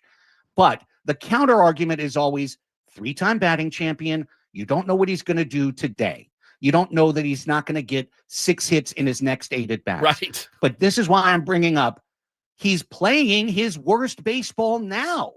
Right now is when he's doing the worst he's ever done. He's at his worst month as a Padre, August 2025. Do we need to be precious with a guy who's going to be a free agent at the end of the season? Or can we just put the best lineup out there and try and win the World Series? That's the honest question Mike Shildt has to ask himself. He'll never answer it when he's asked. He'll just, argue and be contentious and be, honestly, his attitude to the press is pretty despicable. But the way that he works the team is great. But this is becoming a real sticking point for the San Diego Padres. Yeah, and it's one of those things where I think, when as it pertains to Luis Ariz, and he mentioned it on Friday about, he's a winning player and he's beloved, and that's great, man. I've been around plenty of baseball teams and had and seen plenty of baseball teams in the big leagues with the guy. Like, there's just that guy, the guy they all rally behind. Brett Phillips was one of those guys for the Tampa Bay Rays. Like, wasn't the greatest player at all, but everyone rallied behind him. No one, at least on this show, I don't think anyone's saying boot him entirely. But I think, moving him down, the at bat he had against Tyler Glasnow was crucial for us winning that baseball game. You can do that in the 8 hole. You can do that in the 7 hole. You can do that in the 9 hole. You can still put together the great ABs that you give us, just making pitchers insane and driving up their pitch count. You can do that in the 8. You can do that in the 9. I've never said boot this guy entirely from the lineup ever. But I think, a better spot for him would be a little bit down in the order. I don't think that's like the meanest, nastiest thing to say about a guy like Luis Ariz. And it's a conversation. Look at what the results have been. That's Toddy right. gets That's on right. and steals second and foul ball. Right. Ground ball, double play. Exactly. And fly ball to left. Like, you're not helping yourself when Fernando gets on. Nothing is happening. You Yeah, got to really, switch it up. Really, nothing is happening. So I'm in agreement with you there, Craig. I think it's just it's one of those things where it's like, hey, and I hope to be proved wrong. I hope the guy goes on an absolute tear in the month of September and hits 400, which, by the way, is possible. it's because we're talking about Luis Ariz. It's absolutely possible, but I think you can do it from another spot in the order. Well, you could. And just to put a final short tag on that, the single best thing that Luis Ariz did offensively this weekend was something that's already been statistically proven to be a losing play in baseball, which is drop a sac bunt to move a runner from first to second base. That's the best way he contributed, because every other time it was a double play or a flyout. It's just, again, it's a weak point. It's a blind spot for the organization right now to not assess him. Could you imagine if they assessed Luis Ariz the way they assessed Luis Camposano? I mean, like, if they applied the same rigorous filter, Luis Ariz would never play. But of course, they give him a different. And listen, Luis Ariz is a great teammate. And I truly do believe, this is something I've said on the Padres Hot Tub Show as well. I believe that the coaching staff knows everything we know. Okay. And that they recognize how popular Luis is in the clubhouse. And this is the kind of move that you can only make once. You can't pull him out of the lineup, bring him back in the lineup, pull him out of the lineup, move him down to 8th, move him up to 2nd. Right. It's one and done. It's one shot. Yep. And when you make the move, you have to do it with conviction. And I personally, from the outside, think that there's a little bit of fear or trepidation from the Padres in terms of making that move, because they know that once they do it, there's no going back. But I don't think that they're going to hurt themselves if they make that move. My God, I could actually see. I'd rather him hit first. I mean, really, if it's an ego thing and you don't want to upset the apple cart, throw him in the 1 hole, right? Throw him in the 1 hole if you have to. And I know the OBP is bad and all that, but like, that is, if you can work a 12 pitch AB and ground out, that's valuable. There's value there, certainly. So I don't know, man. It's I don't make those decisions. None of us do. It's None of us it's do. certainly something to look at, but we also Remember, kind of baseball is stupid. No one should watch. right. It's very That's right. important. We also all kind of know what's going to shake Craig, out. let me finish just by asking. Padres are now over 99% to make the playoffs, but there's a wide range of outcomes still here for the Padres. You could win the division, you could get a bye, you could win the division and not get a bye. You could get the wild card, get a home series. You could get the wild card and have to go on the road. How do you see this? Like, give me your best guess at how this plays out for the final month of the season. Happy to. I did this breakdown on the show last night. I looked at our 31 games. I looked at LA's 31 games. And I think, Ben, how a pocket pair is a slight favorite over 2 overcards. I think we're the pocket pair. I think we're 53-47 to win the NL West. I really do. I think that the Padres' schedule lines up well. This series is important at Seattle. Interesting to note, in the last week of the season, the Padres host Milwaukee, who, unless they have a collapse, they're going to be done and dusted. They'll be settled, they'll be sorted, they'll have already clinched, and they will be in setup for the playoffs mode. The last series of the year for the Dodgers is at Seattle, where the Mariners could very well still be in a division race with the Houston Astros going down to the very last game of the season. They go to Pittsburgh. Paul Skeens could win one game that changes the division along the way. Of course, Joe Ryan pitches against us for the Twins on Sunday. It's going to be these little margins on which it's decided. But I do think San Diego has the slightly favorable schedule. I think they have the team. And I really do think they've got a great chance to win the West. That'd be amazing. Craig, really appreciate it. People should check out the Padres Hot Tub Podcast for all those little details that make a difference for the San Diego Padres, and Chromaniacs, and, of course, Crossing Streams for all your streaming TV recommendations. Thank you, Craig. Take care. See you next week. So, and not only, I mean, if the Padres do win the division, can they catch the Philadelphia Phillies, who are now a couple of games up for that bye in the first round, which is what you'd really like to. Winning the division's great. You'd rather be at home, but you really want to get that bye in the first round. Yeah, well, let's break that down. Yeah, we'll talk about it. I've got all the show. records. We haven't gone through the rest of baseball. We can talk about where the Padres stand in the playoff chase, in not only the division, but the wild card chase and the chase for a first-round bye in the postseason. Phillies had some bad news confirmed. They did, but they keep winning well, which is a big part of this. So we'll talk about all of that coming up in hour number 3 of Ben and Woods. Dennis Lynn's also going to join us. We'll play some Take on Woods ahead here on San Diego's #1 sports station, 97.3 The Fan.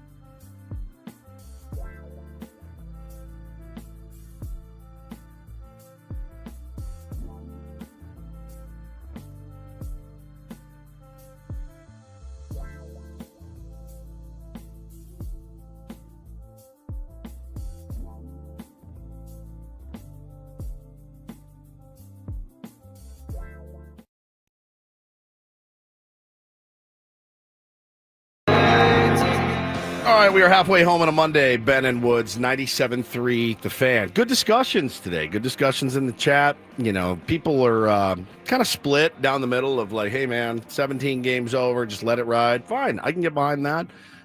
You know, as a morning show that covers the team, we need stuff to talk about. So that's something to talk about, you know, and we've been talking about it for a while. It's quite annoying at this point. And I don't want to be the guy that's like, hey, man, just let it ride and see what happens because, you know, listen, I think these are valuable discussions. I do. I know that I'm supposed to have a strong opinion because I'm sitting in this chair Right. as a Padres radio host about Luis Ariz. Yeah.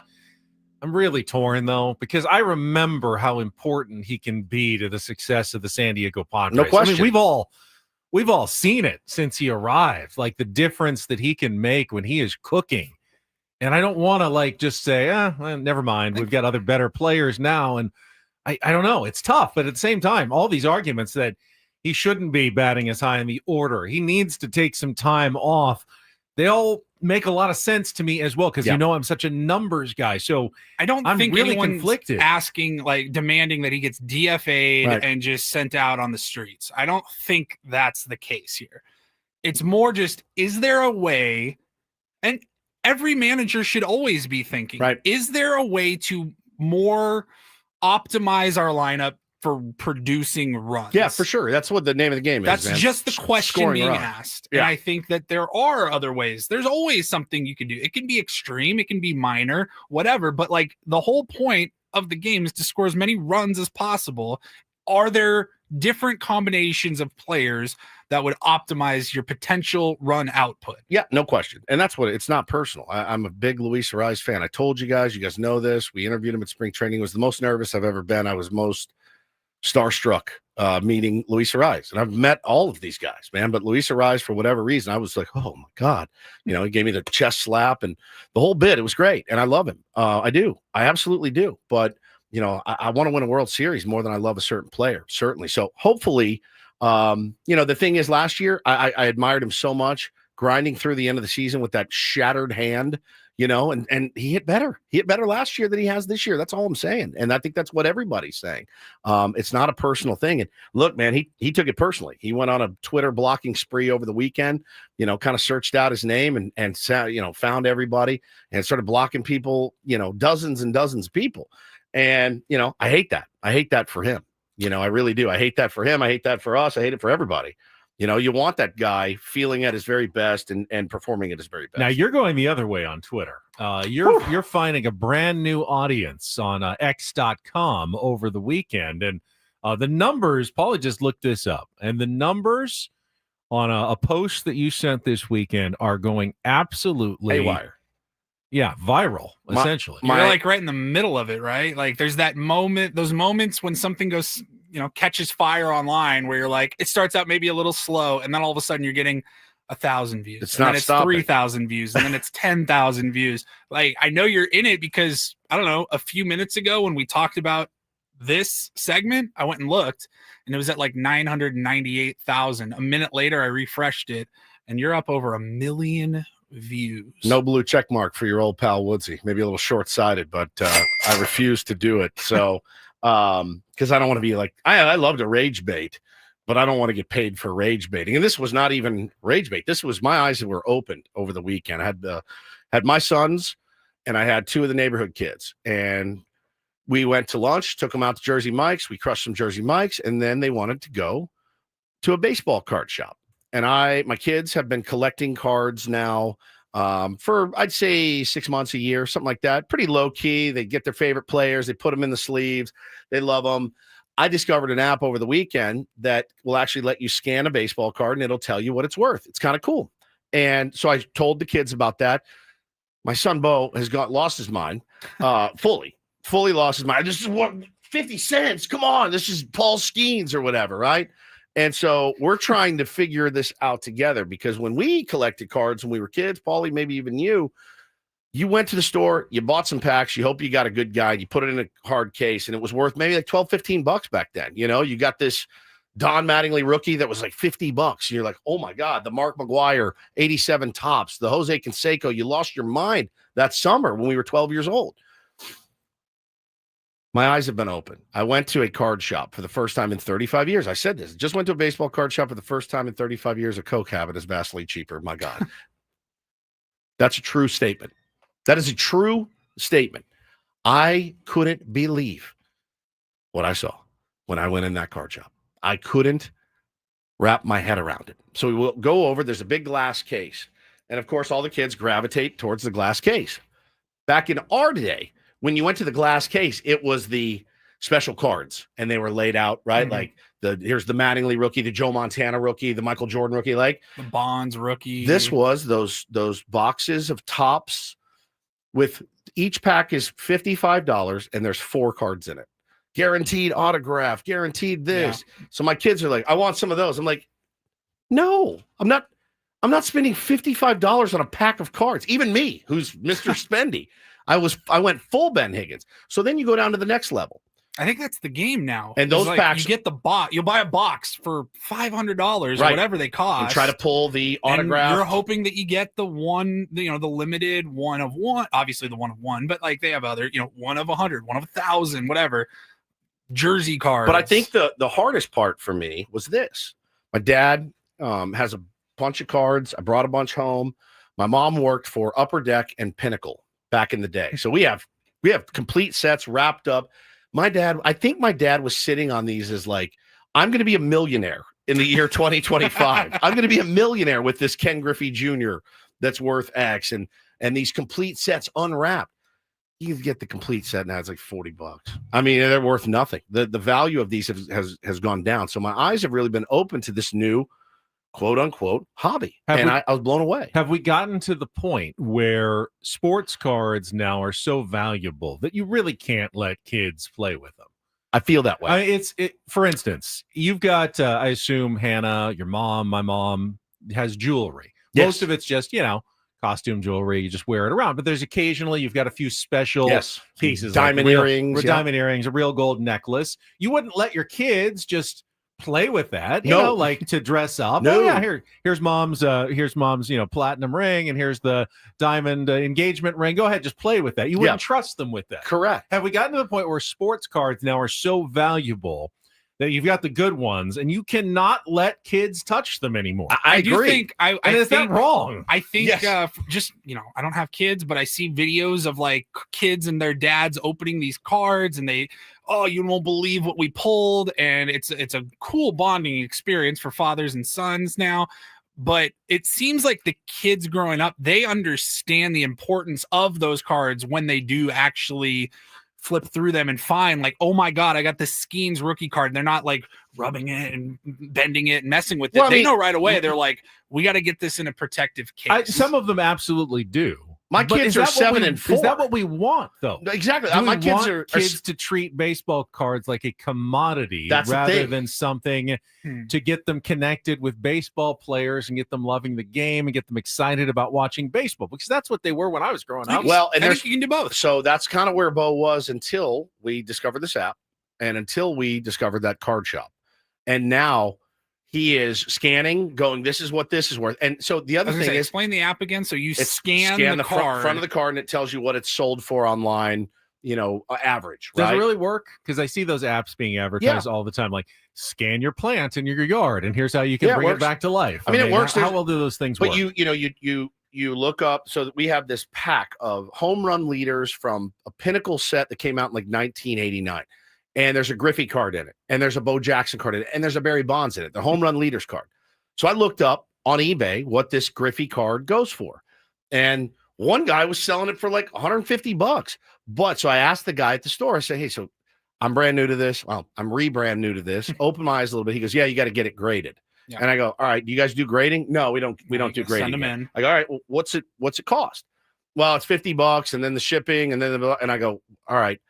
And how do I know what cards are worth? That's how they put it in those little molds with the sticker at the top. I said, how do I know what cards he should bring in to get graded, right? And he's like, yeah, I mean, it's just kind of like personal. I'm like, so you're telling me I can bring in all these turd cards? They send them back to me. The whole thing's worth, 50 cents. The biggest bummer for me is this. I had a lot of guys on this thread reaching out saying, yeah, man, like my old cards that I thought like of these incredible Hall of Fame rookies, that I thought were going to be worth hundreds and hundreds of dollars, they're worth like $20, you know, and because of the mass production back in the day, now they're really specializing it. And again, I thought it was cool. I have fun opening packs with my kids, but I even found myself yesterday going, whoa, don't bend it. Don't bend it. No. Let me put it in case it is worth something. I haven't opened a pack of cards in 25 years, but I have to imagine just seeing the reactions of these, whether they're adults or kids, when they pull, you know, the one of one or whatever. It's a rush. Like, it's an addiction. But Paulie Bo gets that rush pulling his Xander Bogaerts because he loves the Padres, right? He got a Mason McCoy autograph. He was like, oh my God. I'm talking more bigger picture, like the reason why people are willing to spend $50 on a pack hoping to get, you know, these special cards and have no idea what's actually going to be inside of the pack. It's like putting $50 on a roulette spin. What are we really talking about? Gambling. Here? I mean, you're talking about gambling. Baseball cards. Why not just take the baseball players off? And instead, you could put numbers on them and you can scratch them off. And if you get a really rare one that says 1,000, 1,000, 1,000, then you get to sell that one for $1,000. We're talking about lottery scratchers, essentially, that just have baseball card player faces on them. And Sean says opening a box is still fun. I did. We've opened a couple of boxes together with all the different packs in there. But they make those boxes to where there's nothing in there really valuable. You know, back in 1980, I could go into this place called the Eagle's Nest in Simsbury, Connecticut. My dad would say, yeah, you've earned $50. And I walked in one day and I went, ooh, there's the 84 Topps wax box. They're selling these packs for $15 each. You know why? Because there's a Don Mattingly rookie in there. Maybe it was 83. And I went in and I looked at him and I'm like, I can either buy a big box of Don Russ cards with 40 packs in it and spend my whole day opening. Like every player, build the season, set. Or I can go and I can buy that $15 pack of cards and hope I get a Mattingly. And I remember once I was like, I'll take the pack. Took it home, didn't get anybody. And I was devastated, right? So my point is, I don't know how to encourage this behavior because it is wildly expensive. And I'm trying to tamp down hey man, you don't do it for money, right? You're 7 years old. Like, you're not out there going to be selling cards and stuff. And I said to him, I go, well, I have records. I collect records. I said, because, well, I listen to them and they mean something to me. I try not to buy records that aren't going to mean something to me, but I collect them. And there's a few that I hoard away because I don't want my kids throwing them around the room. And so I'm like, you wouldn't buy it for a first edition Morgan Wallen pressed I would album, not, even though it might be worth a ton. Correct, because you don't like Morgan. Because I don't Wallen. like Morgan Wallen. I'm not buying Jelly Roll 1 of 1 because I don't like it. I would never listen to it, you know. And so for me, I'm like, that's kind of the issue that I'm finding in it is like, how do I? Because dude, Bo has learned so much about baseball by collecting cards. He has teams full of, you know, here's my Reds, here's my A's, here's my Dodgers, here's my Giants. He has all these players and he knows all these players now at 7, and it's really cool to see. But now he flipped the gear. He's like, I want that pack. I want that one. I'm like, buddy, that's $170 for one pack of cards with 8 cards in it. That's not happening. Like, we're not doing this. Coco's a much cheaper habit. Much. I mean, it's really like walking into a casino with $170 exactly and saying, let's let it fly. Let it ride, Dad. Let's see what happens. All right, Bo, red or black? What do you want to do? You know, it truly is, and it's lottery scratchers. That's what it is now with a baseball theme. It really is, and we don't let kids go in and buy $100 worth of lottery scratchers, hoping that a couple of them are really valuable, but probably you're not going to get some valuable ones. Crazy. It's not going to be worth anything. It's crazy. And I think, you know, again, they mass produced so many cards back in the 80s. The value of those cards is not worth anything. All those Frank Thomas Fleer cards it in completely mint condition, even then, and it was a limited run or something. Yeah.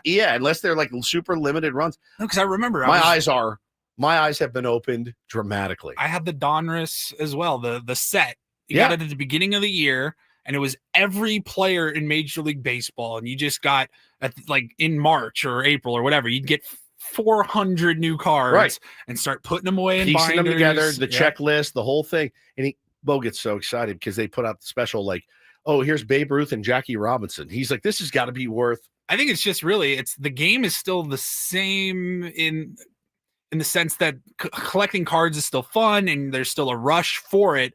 the game has changed in that we used to go for quantity over quality. Oh, yeah. They're all about quality over quantity now.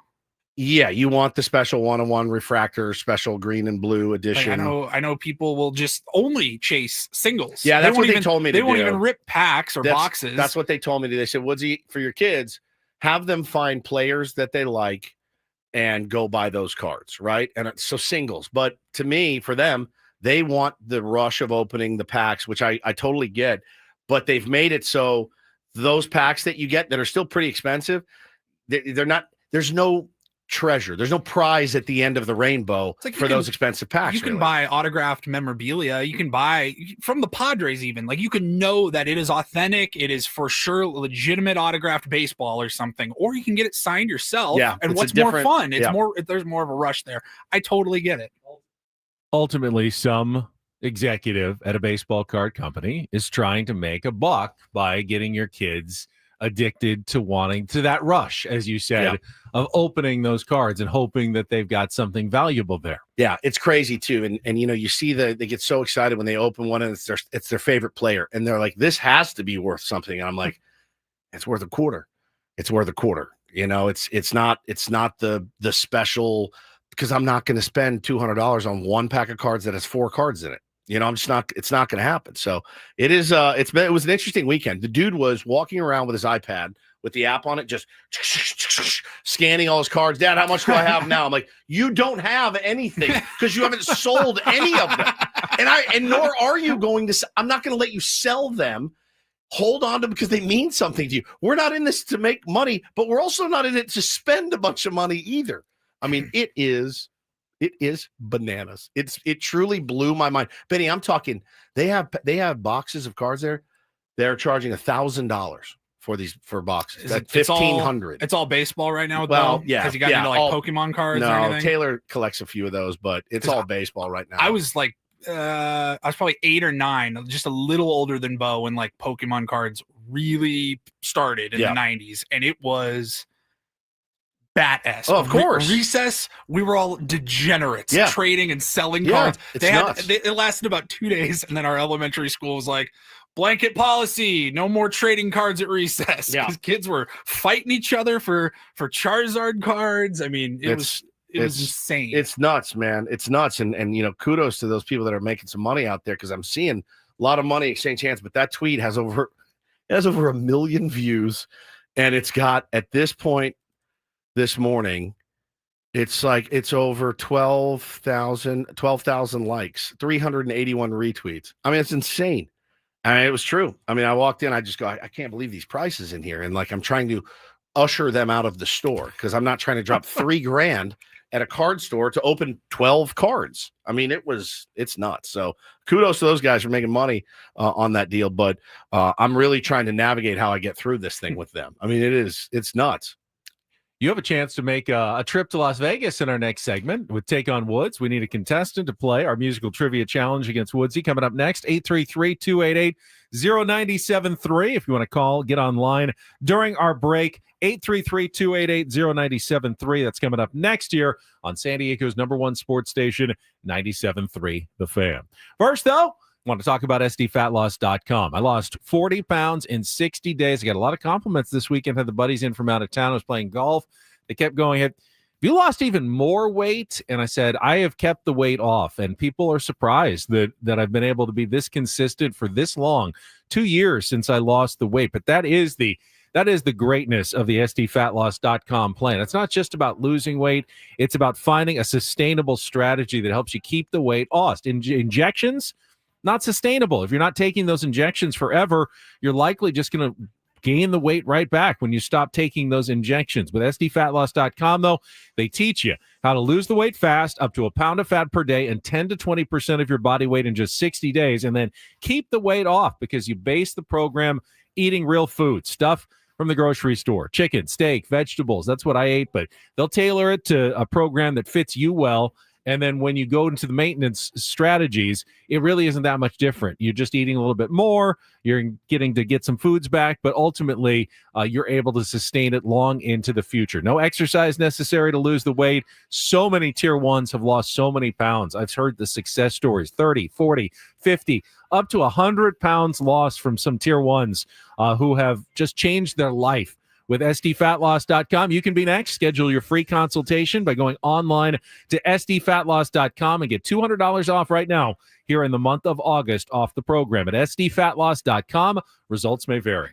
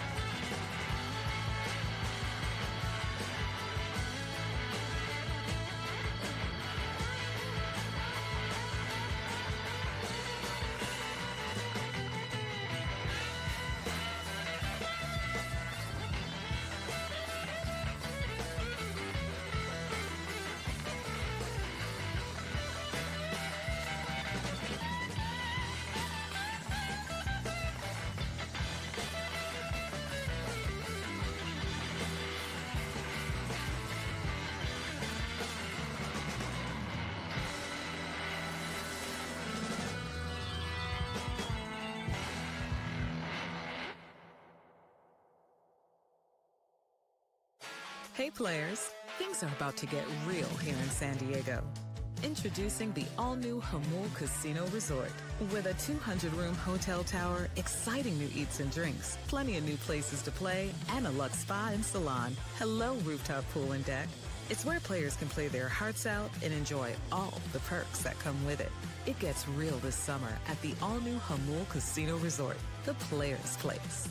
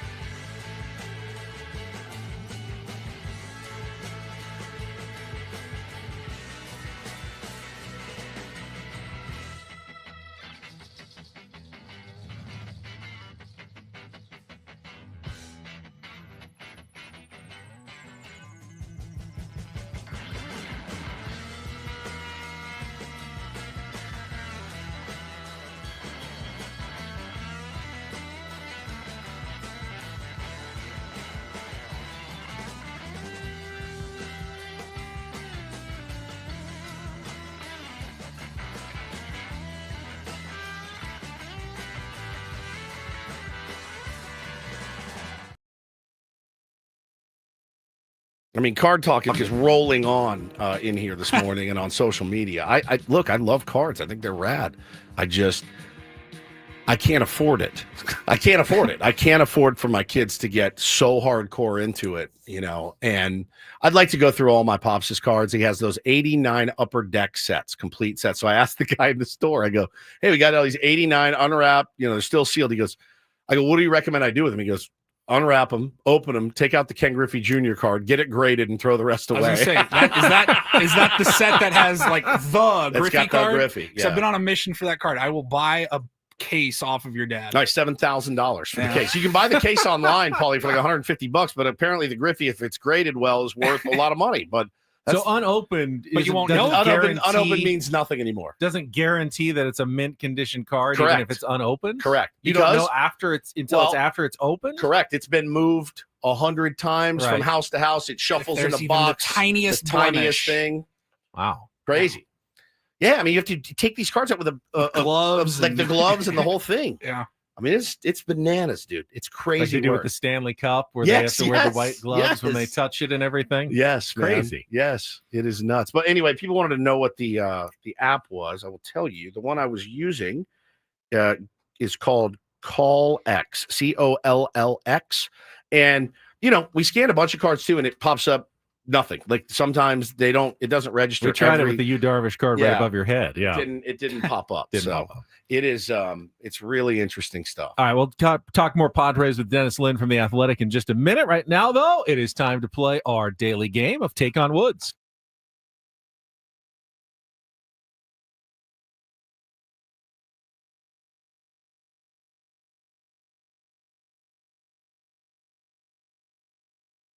Take on Woods brought to you by Bay Alarm, security and fire alarms for every business. We got you. Woods has left the studio. It's been a while since he's had to do that. He's been gone so often. We got Andres as our contestant. Good morning, Andres.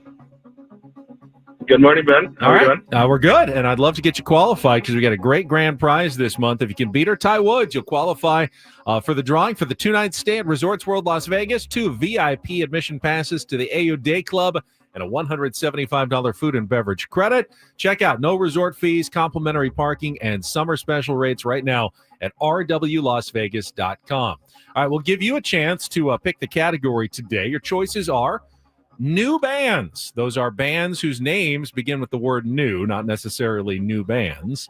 Why Are You Crying? 5 song titles and bands that include the word tears. And our new category, Andres, is McLovin. 5 song titles and artists that include Lovin' in the name. So, new bands, Why Are You Crying, or McLovin? Andres, what'll it be? Let's go to the middle. Why Are You Crying? Ben? Why Are You Crying? All right, today we have 5 song titles and band names that all include the word tears. You'll have 60 seconds to answer as many as you can. If you don't know one, say pass. We'll come back to it if there's time left on the clock. First questions are 2-second song. You need to identify both the song title and the artist based on the music that Paulie plays. Andres, are you ready to play? Let's do it. All right, 60 seconds on the clock. The category is Why Are You Crying? Your time begins when Paul plays the music. Good luck, Andres. Let's take on Woods.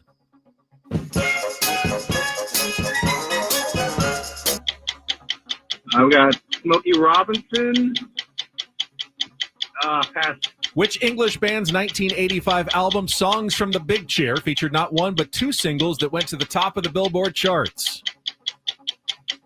Gotta be Cheers for Fears. It is. Which 1992 song did Eric Clapton write about the death of his 4-year-old son, Connor? Tears from Heaven. Tears in Heaven. Which jazzy American rock band has been touring around since the late 1960s but made their biggest mark in 1969 with songs including You Make Me So Very Happy? The Weeknd sings To Do This for Another Day, in which best-selling global single from 2021? Another day. Cry for Another Day? No. Go back to our 2-second song. Can you give me the song title? Now, time is up. That's Tears of a Clown by Smokey Robinson. You did get Tears for Fears. I'll give you Tears in Heaven. You said From Heaven, but I'll give it to you for 2 points. Blood, Sweat, and Tears is You Make Me So Very Happy, and Save Your Tears for another day. All right, stay on the line, Andres. We'll see if your score holds up. We'll bring Woods back for the same 5 questions and the same 60 seconds with no category to help him out. Are you going against Andres? 60 seconds on the clock. Woods, your time begins when Paul plays the music. Good luck. Let's take on Andres. Tears of a Clown by Smokey Robinson. Correct. Which English band's 1985 album Songs from the Big Chair? Tears for Fears. Correct. Which 1992 song did Eric Clapton write about the Tears death? in Heaven. Correct. Which jazzy American rock band has been touring around since the late 1960s but made their biggest mark in 1969 with songs including You Make Me So Very Blood, Happy? Sweat, and Tears. Correct. The Weeknd sings To Do This for Another Day, in which best-selling global single from 2021? I love this song. Why do I always choke on the last one? It's the hardest one. I always usually make it that way. It's You know it. I know. I love this song. He said Weekend. I'm singing Weekend Tears. That's not it. It's the For another day. Tears of Your Taint. No, save your tears. Save your tears for another day. But you do win 4-2. Nice. Andres, thank you for playing. Could not take down Woodsy today. We'll have another category, another game for you tomorrow. That's a good one. Yeah, I forgot the Smokey Robinson and the Miracles, but I think I had it that'll in pass. parentheses. I would have given it to either one. Okay. Smokey Robinson was enough for me. All right, that'll work. All right, we will come back. Dennis Lynn from The Athletic will join us. How close is Michael King to another return to the mound? After the first return, we'll get an update. He was there for the simulated game that Michael King threw yesterday. So we'll hear the latest coming up next year with Ben and Woods on San Diego's #1 sports station, 97.3 The Fan. First, though, Woods and I want to tell you about trustandwill.com. It's something that you've probably been putting off. If you're anything like me and Woods, both into our 40s, did not have our wills and trusts laid out because, well, we just felt like we didn't want to think about it for whatever reason. I don't know. I was lazy. That's why. That's part of Yeah, it. I That was is lazy. part of it. I That's didn't it. want to spend the money going to a lawyer's office. I mean, hundreds of dollars, thousands of dollars. Just didn't feel like it was worth it. But with trustandwill.com, it's worth it because it's affordable, it's quick, and you can have real estate documents shipped right to your home. Yeah, I think my dad left me his baseball cards, so I have that to look forward to in his trust and or will. No, it's obviously no joking matter. It's something you need to get handled, and can't believe I waited so long, but glad I did it. Went to trustandwill.com. Use the code FAN when you check out FAN. They'll give you 20% off, making it even easier for you to do. Yeah, if you've got a house, if you've got a 401k, IRAs, you're going to want the trust because it can help your family avoid the legal process known as probate court. It's expensive. It's time consuming. You don't need to do it at all, though, with the trust. They can have access to your funds right away after you're gone. Simply go to trustandwill.com. Again, use the code FAN at checkout. Get 20% off free shipping of your estate documents at trustandwill.com.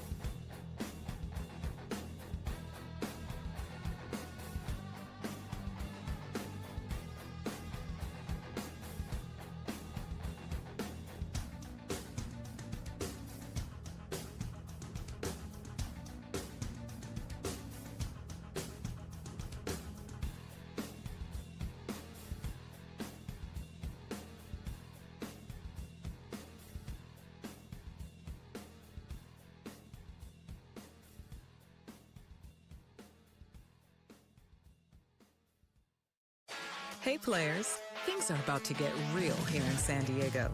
Introducing the all-new Hamul Casino Resort. With a 200-room hotel tower, exciting new eats and drinks, plenty of new places to play, and a luxe spa and salon. Hello, rooftop pool and deck.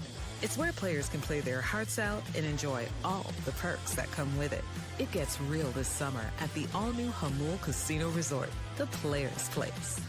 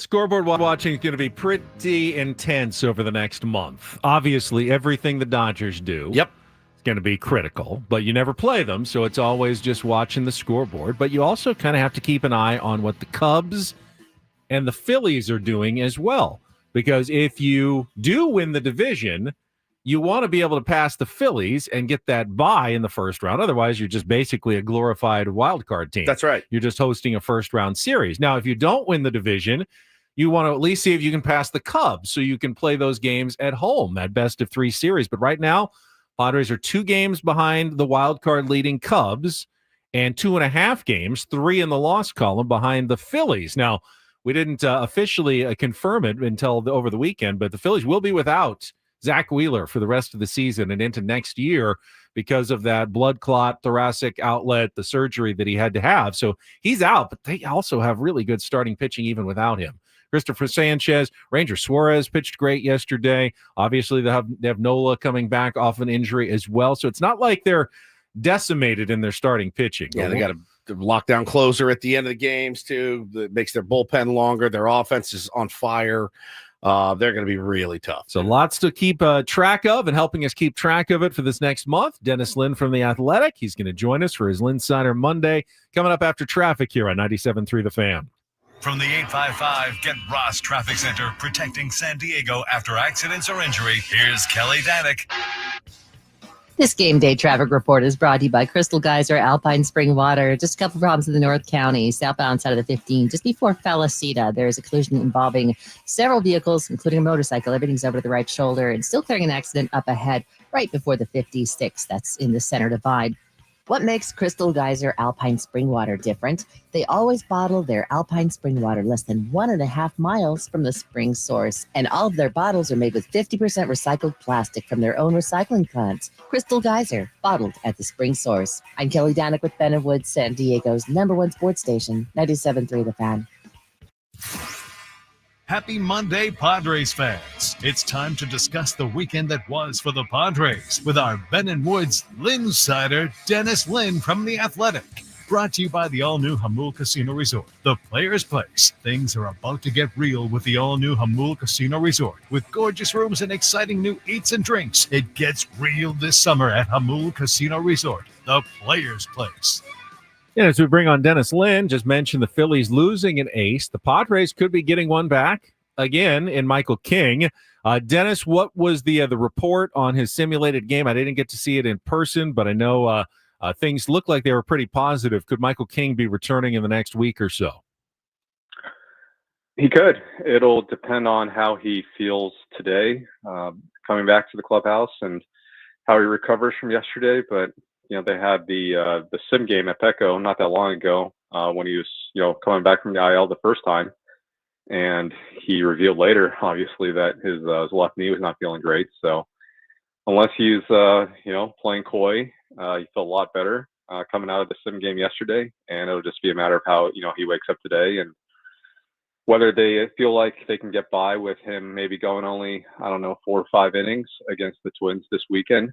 But I would expect he should be back within the next 2 weeks if everything goes well. D-Lin, I liked your piece that you wrote about the struggles, at least against one team, really, and one team only, Jeremiah Estrada. We talked about it in the open this morning, or second segment, but we were talking about it. We didn't mention what he had said after the game. He said a bunch of goofy ass happens in baseball. I don't know if I'm tipping pitches. They might even know what color underwear I'm wearing. I mean, I don't even know what the heck it is. It's a hard game. Sometimes it could get to you. And Mike Schilt was asked about that after the game. And, he got a little testy, a little defensive, Dennis. What are you seeing right now as the pressure kind of builds on the San Diego Padres in their march towards October? It seems, they're going to be really, really defensive about any moves they make. Yeah, I see a manager who is just going to do his thing and trust his players. We'll see if that's still the case in October in terms of certain matchups. I see a reliever who grew up a Dodgers fan, so there's probably a little more emotion there for him in these matchups. And he is a guy who has had some blow-ups in bigger situations, but he's also been a borderline all-star the last 2 seasons. So I understand why Mike Schilt went to Estrada in those situations, and also see a guy who didn't leave the bullpen, and David Morgan, who might get entrusted with bigger situations down the stretch, but he's still a rookie. He's still like 3 years into his career as a pitcher, basically. So I don't know if they're going to test him that much, but Estrada is someone you're going to need down the stretch and in October. So if you, run from these matchups, as Mike Schilt might put it, that would not be the best way to build his confidence. But I think on the flip side of that, you're also running from that potential Will Smith pinch hit a bat yesterday, which I understand, but I think it's also worth noting that Adrian Morejon has had more success against left-handers or left-handed hitters this year than righty hitters. So a lot to think about down the stretch, right?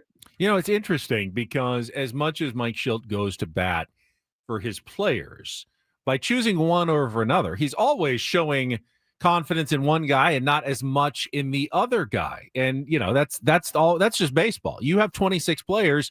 You have confidence in all of them, but ultimately he chooses to use the ones that he uses. You mentioned David Morgan.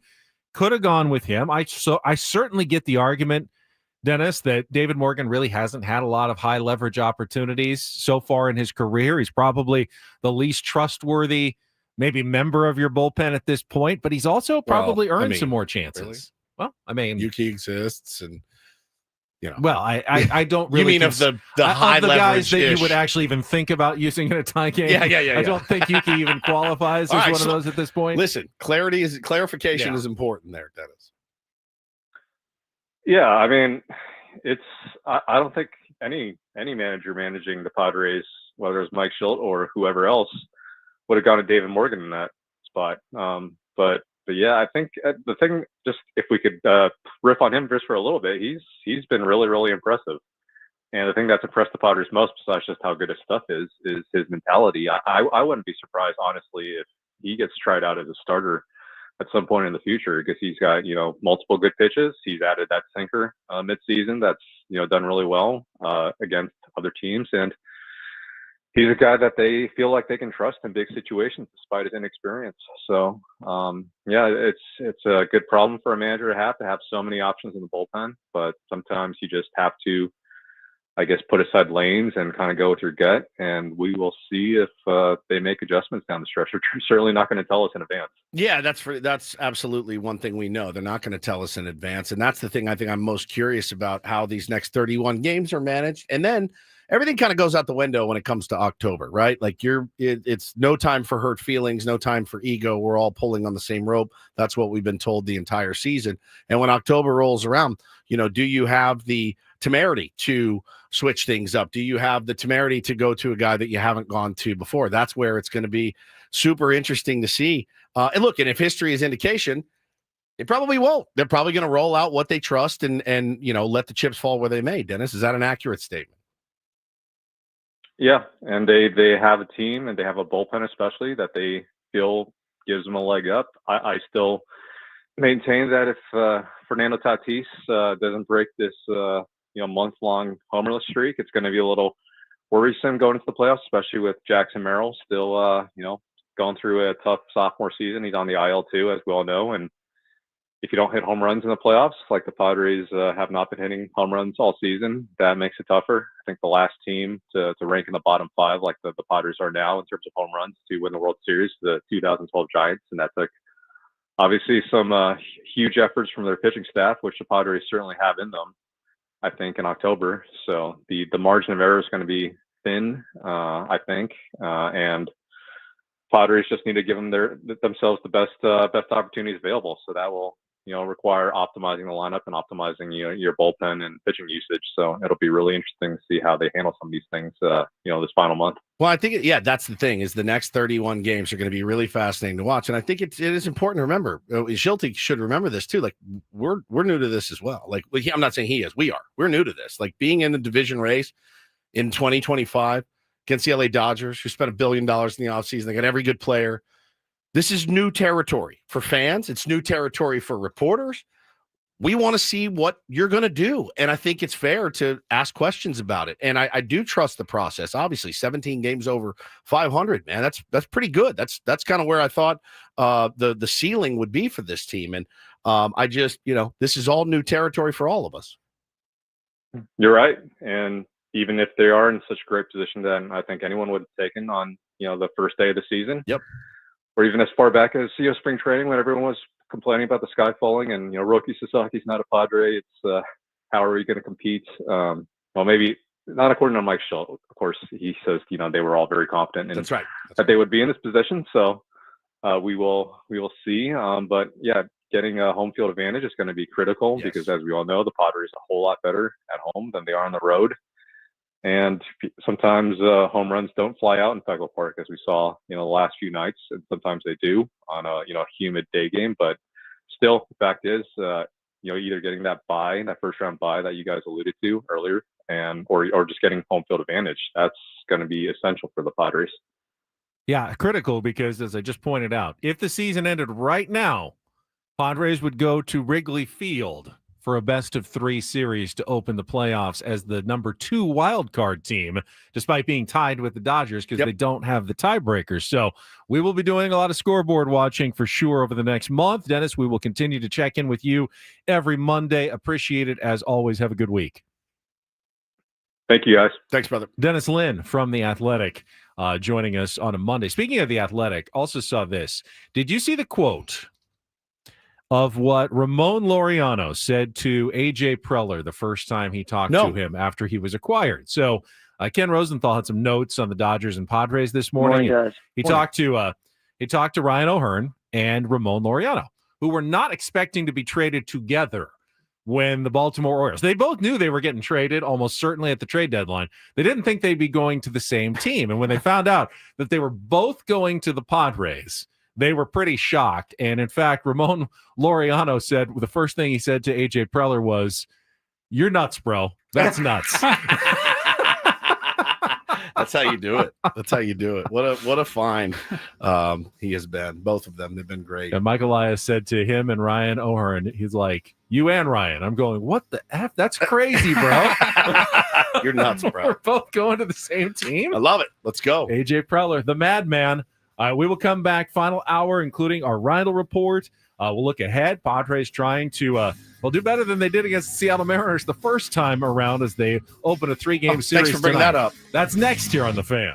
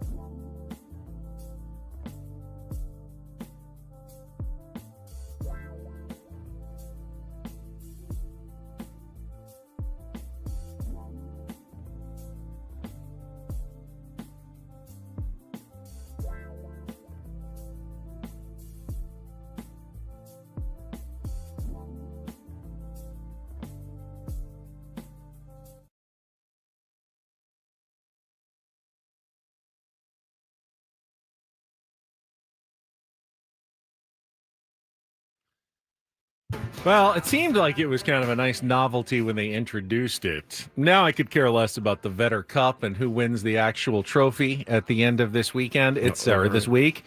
It's very unlikely that the Padres win the Vetter Cup because they need to sweep the series and outscore the Mariners by more than 12 runs. Or remember, if they outscore them by exactly 12 runs, they'll need to hit a longer or a higher exit velocity ball than the one that they already have. Was it Rowdy?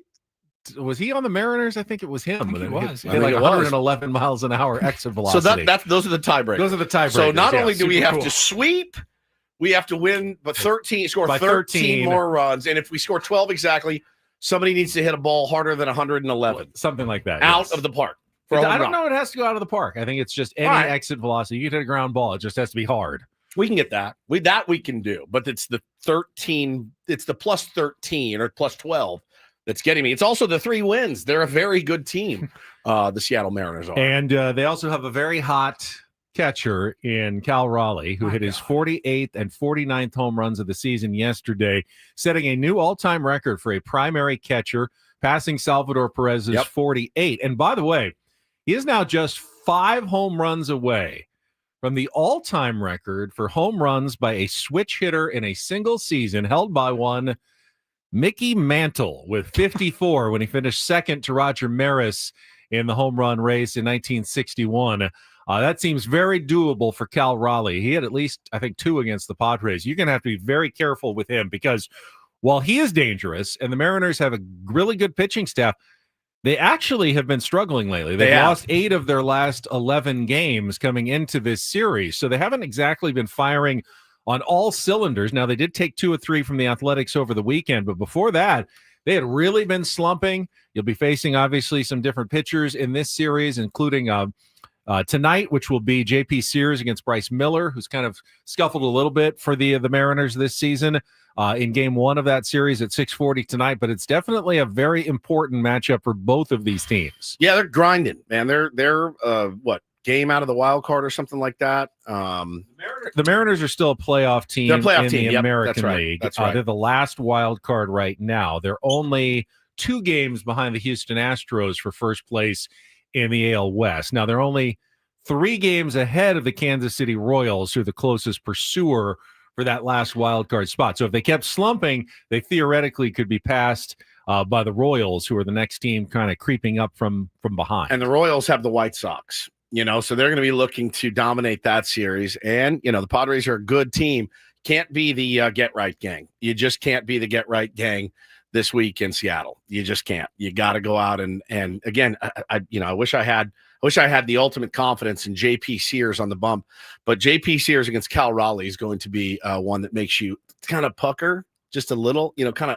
I mean, I wouldn't say Barry Bonds treatment, but don't let him beat you in this lineup. No, do not. It's one thing because when I said to the Dodgers, you can't just walk everybody. You've got to attack some of the hitters.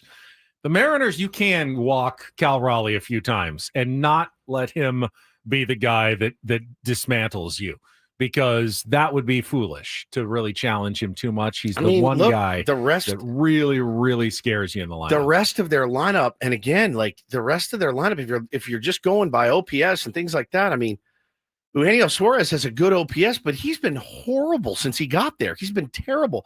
Josh Naylor, you just know he's going to be a thorn in your side. And then you're looking back. Arozarena's had a really down year. Julio is a really good player, but a down year for him. It's a team that you should be able to take 2 or 3 from. That's kind of what my, on the road, you 2 or 3. So we go Seattle, then Minnesota. Yeah. 6 games total. Yeah, after every series, 3-3. the rest of the way is a 3-game series, except for a 4-game series at home against the Colorado Rockies. The Rockies, which will be the most nerve-wracking of the year. That means other than 1 week, the Padres have an off day built in every week of the season. A lot of 3-game series. And after this series against the Seattle Mariners, you have a stretch coming up for the San Diego Padres where you could really make some hay if you take care of business against teams that you should beat. And that is something that in the past has haunted the Padres. But this year, they have done a really good job taking care of those teams. The Minnesota Twins, who sold off everybody at the trade deadline, pretty much. The Baltimore Orioles, who have been in last place all year long. The Colorado Rockies, who are still threatening for the worst record of all time. Then you've got 3 at home against the Reds, and then you've got 4 more against the Rockies. So after the 3 in Seattle, if you can win that series, you are set up to win a lot of games over the next 2 weeks, making it very difficult for the Los Angeles Dodgers, who also have an easier schedule, but over the next 2 weeks, so they've got Cincinnati right now, a playoff contender. They've got then Pittsburgh, Arizona. They are scheduled to face Paul Skeens next week. If it lines up right now that they would have to face Paul Skeens in that series, that could always change. They also have Baltimore, but they've going on the road to face Baltimore, and then they have a bunch of games left against the Giants and the Phillies, and as Craig mentioned, the final 3 against the Seattle Mariners in Seattle to end their season, a team that could be fighting for a playoff spot in the last weekend of the year. I would like to see just win today. That's it. I mean, it's great to look ahead, but the trap games that exist, and that's what I call them because that's exactly what they are. The trap games at the end kind of make you a little bit nervous, man. Those are the hardest ones for me to watch because again, I love going head to head against the LA Dodgers. I think those teams are very well matched up, regardless of the total number of the season series. It's star v star v star v star. Man, you get in those Rocky series, you get in those Orioles series, and you're just like, bro, how do you get up for those games other than, hey, man, we are chasing a division title here. That should be enough. But holy smokes, those games, I'm a wreck. I'd rather them have the hardest schedule. I really would. But speaking of the Rockies real quick, they we're about a month-ish away from starting to get some playoff clinching graphics. Yeah. The Rockies were eliminated from the playoffs yesterday. Like getting eliminated in September is in August. I'm sorry. Yeah, that's really tough. That's a bad year. Yeah. How many wins? So there's 31 games left for both teams, Padres and Dodgers. How many wins do you think it's going to take the San Diego Padres to win the division? We need one more win than the Dodgers the rest of the way. 20 and 11. Right, so if that's the case, then the Padres simply need to take care of business and win series. Yep. If you won every series the rest of the way, 2 out of 3, 20 gets it done. That would get you to 21. 3 out of 4 against the Rockies, but 2 out of 3 everywhere else. That would get you to 21, which seems like there's a good chance that it gets it done. Now, you'd like to think that maybe they sweep a Twins or a Rockies somewhere around there because you can't guarantee they're going to win every series. You can't guarantee they're going to win 2 out of 3 against Seattle or Cincinnati or the New York Mets. There's probably a series that's going to be dropped at some point between now and the end of the year. Make up for that by sweeping another one. But if you can make up for that by sweeping the White Sox, you still go to Chicago to one or two of those. One winning streak of like 6 or 7 games, and we've seen the Padres already pull off. They just had a 5-gamer. They had a 5-gamer earlier this month. They had a 6-gamer at the end of July, at the beginning of August. You put together one more of those somewhere down the stretch, you're going to make the Dodgers have to play pretty good baseball to keep up with you the rest of the way. Yeah, and they keep talking about the Dodgers. I was driving in this morning listening to, I think it was like Ken Rosenthal's podcast, and I'm just fiending for any baseball info. And it's like I got Steve Phillips and Xavier Scruggs on Sirius. I got Poway's own Xavier Scruggs. I got Jerry Jones talk on any other national radio. I mean, Standard, Shedeur Sanders. I got that. And then Ken Rosenthal's talking about again, well, listen, look who they're getting back. Kike Hernandez and Max Muncy and Hai-Song Kim. And they're going to be pretty loaded down the stretch. Tommy Edman, is going to come back for the Dodgers. So we saw the FanGraphs projections. They gave them actually a 66% chance of winning the West, us a 33% chance. I try to use that as a little bit of motivation. We've got Michael King and Jackson Merrill coming back. We have the best bullpen in baseball. Again, and really with our best hitters not hitting at their best. So I do like our chances, but you just got to go one game at a time. I mean, man. How big would it be if when Jackson Merrill returns, which will likely happen at the end of this month from his stint on the IL, that he goes on a run? Like we saw, a couple of them earlier this season. We know he's got it in him. He hit 24 home runs last year. He's not going to get anywhere near that this year, but if he goes on a run like he did, he hasn't hit one big home run. Remember 5 game tying or game go-ahead home runs late in the game last year? In the second half of the season, it was nuts. He hasn't had one of those this year. You get Jackson Merrill doing a couple of big Jackson Merrill things in the last month of the season, the Padres all of a sudden go from a very good team to like a really, really dangerous team. Imagine if Fernando That would Tatis be the other Jr. one. starts to just rip the cover off the baseball like he is capable of doing, honestly. What if Luis Ariz, 3-time batting champ, starts racking up 3-hit, 4-hit games? No matter where he hits in the lineup. Pretty valuable, pretty great if that happens. There's a lot. The ceiling is still very high for this Manny's team. been heating up a little bit, Yeah. but still just has that one home run essentially in the last few weeks. So there are a lot of guys who have room to step up their game No the doubt. rest of the season for the San Diego Padres. And they're still, again, 17 games over 500 is absolutely nothing to sneeze at. Tied for, I get it, the tiebreaker, but tied for first place. Pretty good spot to be in. You don't want to be all doom and gloom about it, but, you got to handle business, man. And it starts tonight. It starts tonight against who?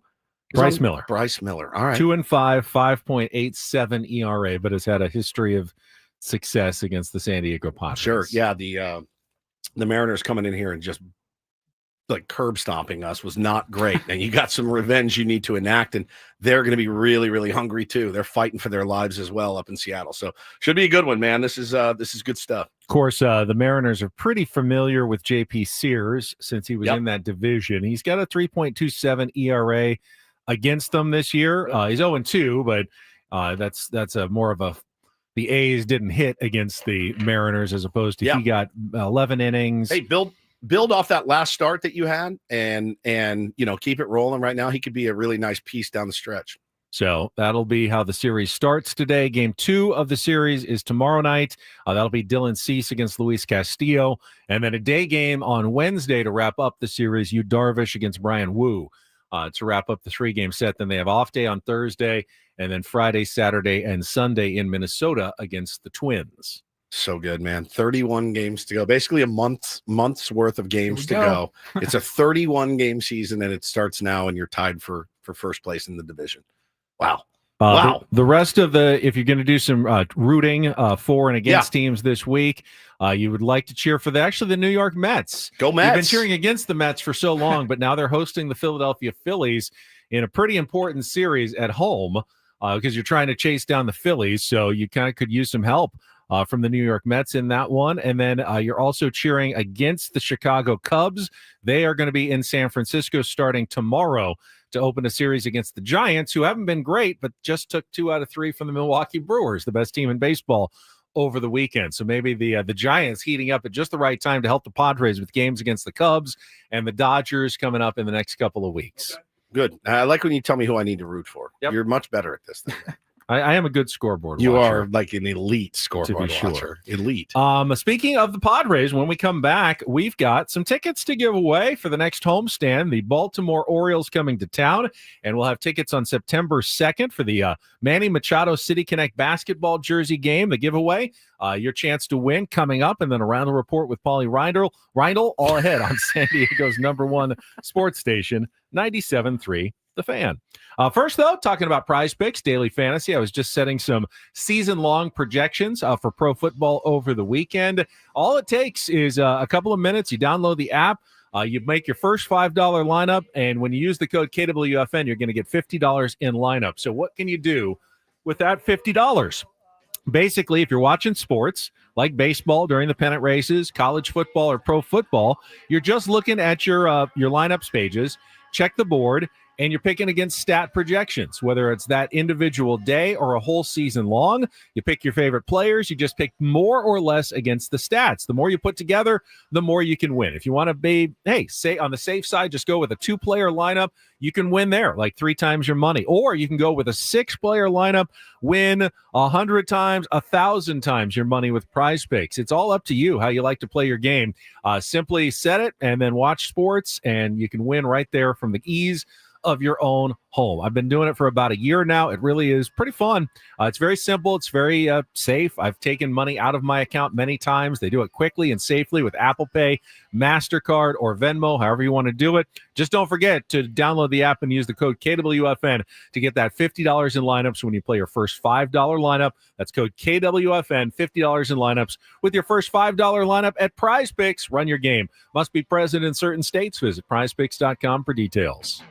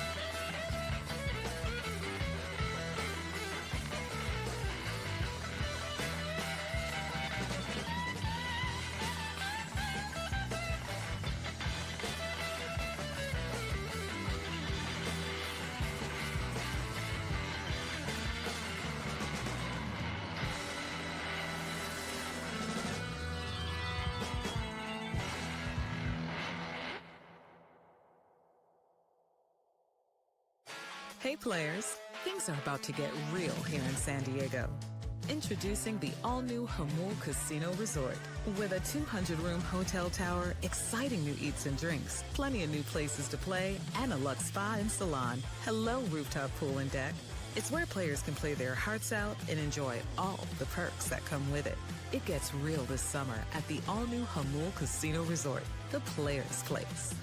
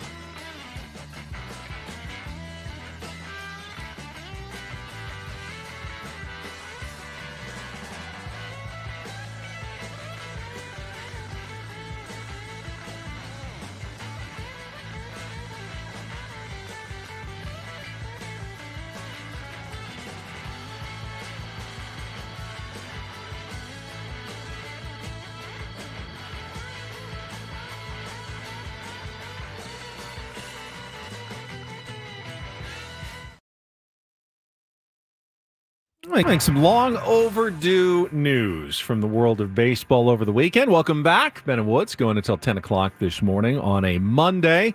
Talked a lot about the Padres series against the Dodgers over the weekend, but now it feels like we're already looking ahead to the final 31 games of the regular season, the race for the NL West title. Did you see, though, Woods, that the Baseball Writers Association of America announced that for the first time ever, beginning next season, they will finally be voting for a Relief Pitcher of the Year award. Love in it. addition to the MVP, the Cy Young, the Manager of the Year, and the Rookie of the Year, they are going to add an award that specifically honors the value of bullpen pitchers. Yeah, I mean, we've got 3 guys that could feasibly win it. You know what I mean? Like Adrian Morahone should be up for it. They have the closer awards. So they have the Rolaids Relief Pitcher of the Year. That's just like a sponsored award, but the baseball writers have never voted on that. Got it. Like okay. the official Baseball Writers Association I awards. thought at they the have end of like the the year. Trevor Hoffman Award and the Mariano Rivera Award. Yeah, that's for the best closer, but those aren't the baseball writers. Right. This is great. Good for them. Two they didn't get it in time for this year though, so you're not going to have Jason Adam or Mariano, not Mariano Rivera, but the Mariano Rivera award. I don't know if they have a name for it yet, but it's just going to be the Relief Pitcher of the Award. I like it. Award. It's long overdue. I mean, how valuable is a bullpen? Well, and it acknowledges that back in the day, relief pitchers were all guys that just weren't good enough to be just starters. failed starters. Really, it's totally different nowadays. And you can see the way the Padres have constructed their bullpen. Their best, most electric arms are the guys in the bullpen. Correct. Right now. I mean, maybe the guy that comes in and pitches the 7th, or the 8th. It's just bananas. We didn't talk about Mason Miller's gut-wrenching appearance on Friday night, did we? A little bit. We haven't mentioned the play at first once. That pick that he had. It was. Well, I think we mentioned it briefly, but like, I texted you guys. I was like, "Hey, man, this ain't Sacramento." Like that. Like those. You have like Mason Miller, because again, and this is the rough part that it's there's a good reason why you don't need your okay. We acquired Mason Miller. Let's move Robert Suarez out of the ninth. Not that Suarez's appearance was any less nail biting, right? But Mason Miller coming in and just losing the zone in like arguably the biggest inning of the year to this point was not great. And a good reminder for all of us that I saw so many people saying, why wouldn't you let Suarez go to the 6, 7, 8 and then save Miller for the 9, 1, 2 or the 1, 2, 3 in the ninth? Oh my God. I mean, it worked out in our favor, but holy smokes, that's something that, guys have roles. Let's stick to their roles. It's a good point that Mason Miller has not really had much of an opportunity to pitch in significant baseball games with the Athletics. They have not been playoff contenders. He has been putting up some gaudy stats with the A's, but this is really going to be the first time that he's in a serious playoff chase. Yeah, and getting a chance to pitch in the postseason. Hopefully coming up here for the Padres. Robert Suarez has pitched in multiple postseasons. He has been in playoff chases before, so he's got some experience there. Now, I'm glad that, Mason Miller acquired some valuable experience without losing that game. But that's something, the adrenaline that you need to control. We've seen that with Nick Pivetta a little bit. Like, hey, got to calm it down a little bit. It's hard to channel it, man. Holy The cow. job of Ruben Niebla is tough because Ruben was, and I saw the quotes after the game when Nestor Cortes pitched on Saturday.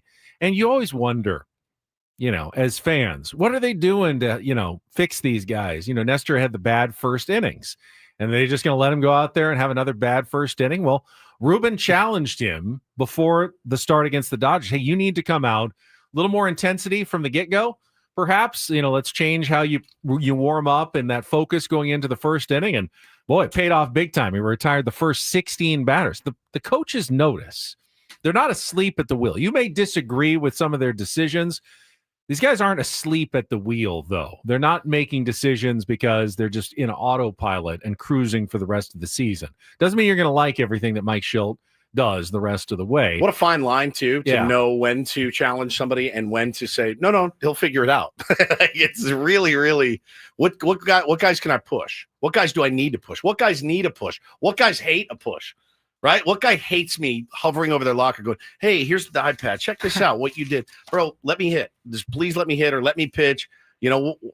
26 guys, man, 26 different personalities, and you got to be able to manage every single one of them, whether it's Mike Schilt or Ruben Niebler or Ben Fritz or anybody. But yeah, that was definitely something that was not my favorite half inning from Mason. So Miller. yeah, and Mason Miller, some news and notes from this athletic column that they talked to Mason Miller, Ken Rosenthal, I think, talked to him, and he's going into arbitration for the first time this next year. Padres still have multiple years of control, but his salary next year will be determined at least partially based on stats like saves.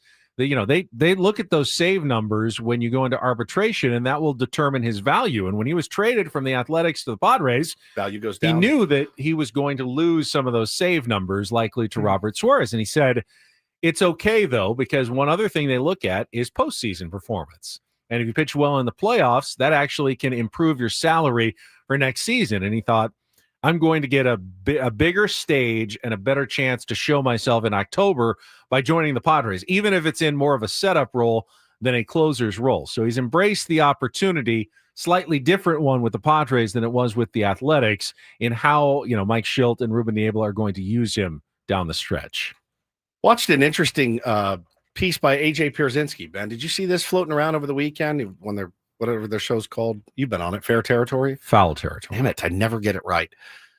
He was talking to Ollie Marmol, and Ollie Marmol told him, I think it was Ollie Marmol is the manager of the Cardinals. Was it who was? I think it was Marmol that told him guys don't steal anymore.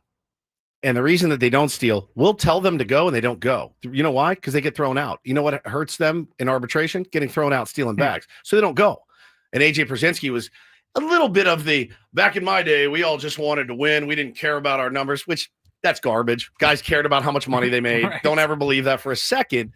But I did find that really interesting. And I liked that perspective from Mason Miller of like, all right, maybe you won't pay me on saves, but you'll pay me if I go out and dominate. Because at the end of the day, everybody listening to this radio show, all of us in here, we all care about how much money we make. We don't do it for the love of the game, whatever you do out there. I mean, unless you're a philanthropist or something, I don't know, that you still get a tax break. But like everybody wants to get paid for being one of the best at their jobs. And so I did find that interesting of like players being like, nah, man, I'm not going because I don't want to get thrown out because I don't want to get banged $100,000 in arbitration.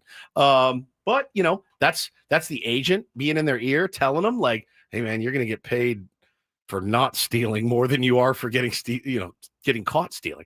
I just found it really interesting. I like that perspective from Mason. Yeah. And, he's certainly going to get a big bump up and raise next season. I think everyone acknowledges the value of Mason Miller, but Padres have a few of those players that are going into arbitration for next year. He is one of them. And like I Need Money says, if you go to arbitration with the San Diego Padres, you got to be feeling pretty good. Right? Yeah. They have a really good track record. They never go to an arbitration. Correct. So even when it got wild last year with Michael King, somehow figured it out. The AJ was able to figure out in a way that avoided the arbitration hearing. It's still never gone to one of those. Which is great. All right, it's time to give away some more Padres tickets. We got them all week long. I know it's going to be jam-packed at Petco Park, every home game remaining this season. I'd like to think they're all going to be sold out. There are Ben's box. Oh, no. No, we're not bringing back Ben's box. How about a little trivia question for the longtime listener that was listening today? How many birdies in a row did Ben get on Saturday? Oh, were you paying attention? I was paying attention. I always pay attention. I caught it. I know exactly how many he got. Yeah, how many right. birdies did Ben get on Saturday at Encinitas Ranch? Because there was the number I got. Yeah, the number I didn't quite get. Correct. Right, but I remember. If you remember, how many birdies that's did all he you need get? to know. I mean, you should be able to. Yeah. Right? Yeah. Yes. Ben, that's 15? right. Was it 15? No, it wasn't 15. Yeah. No, that's exactly my right. Fingers. Okay. Yeah. 833-288-0973. Pretty right, simple. Machado basketball jersey night. First caller with the correct answer is going to win the tickets to the Padres Orioles game on September 2nd. And yes, it is the Manny Machado. Ooh. Oh, you've got one there. Number 13, City Connect basketball jersey night at Petco Park. And you can get your tickets at padres.com/tickets. I did it. There are smelling it. There are very few remaining seats the rest of the season. So make sure you get your tickets now, padres.com/tickets. First correct answer. Can this come home with daddy or no? For a tier 1. I don't know the answer to that. I would ask Adam first before you just take that from you the just studio. beg forgiveness. That's all you do. They probably want everyone to be able to show it off during the week here. All right. I want it. But you put claim on it. Dibs, as it were. Who's this fitting on our radio station? Not many. Was it Schmedium? Yeah. XL, huh? No, a large. Large. That's not nearly big enough for any of us. Literally. This is a jersey for ants. It's crazy.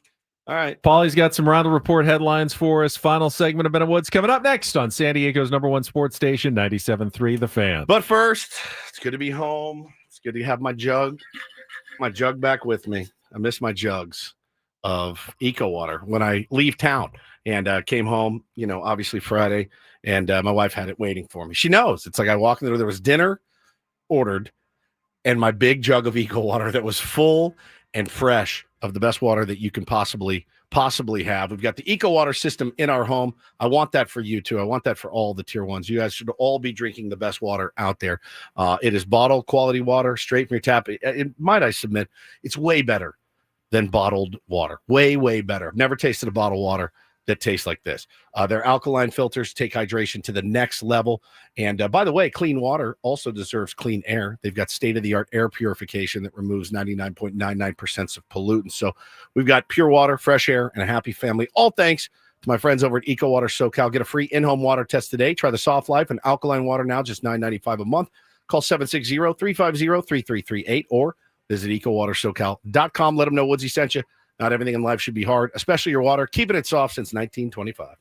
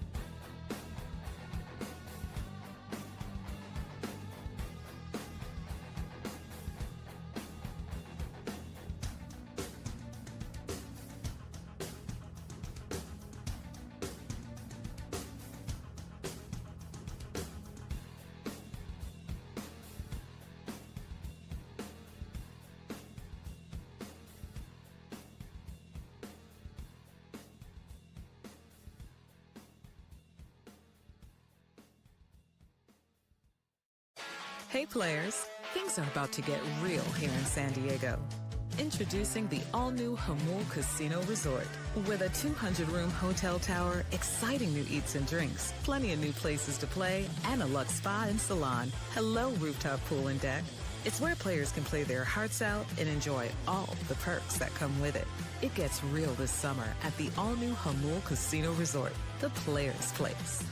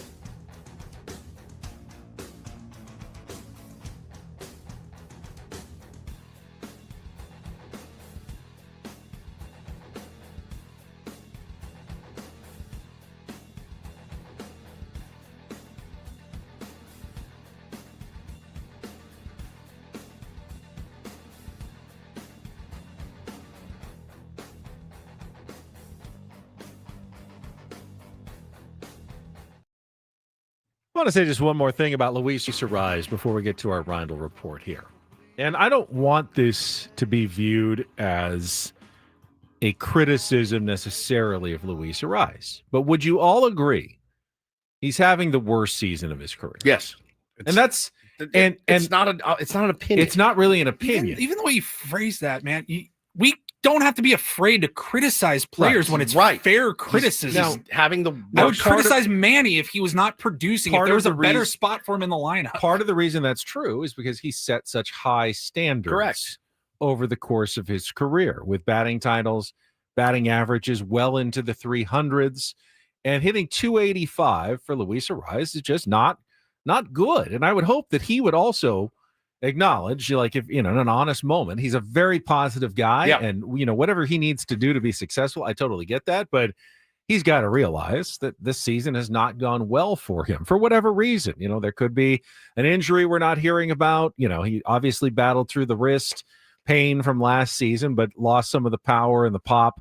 There was very little extra base hits, but this year the average has gone down, and he doesn't walk very much. So when you're not hitting for an average and you're not walking very much and you don't hit for power, there's just not a lot to be said. And I think he's playing pretty good defense at first base. Mike Schultz points it out often that the metrics, their internal metrics, especially since the month of June, been playing really good defense. He had him ready, man. Schultz had him ready on Friday. I will even acknowledge that. I don't think he's cost them really anything defensively by being out there.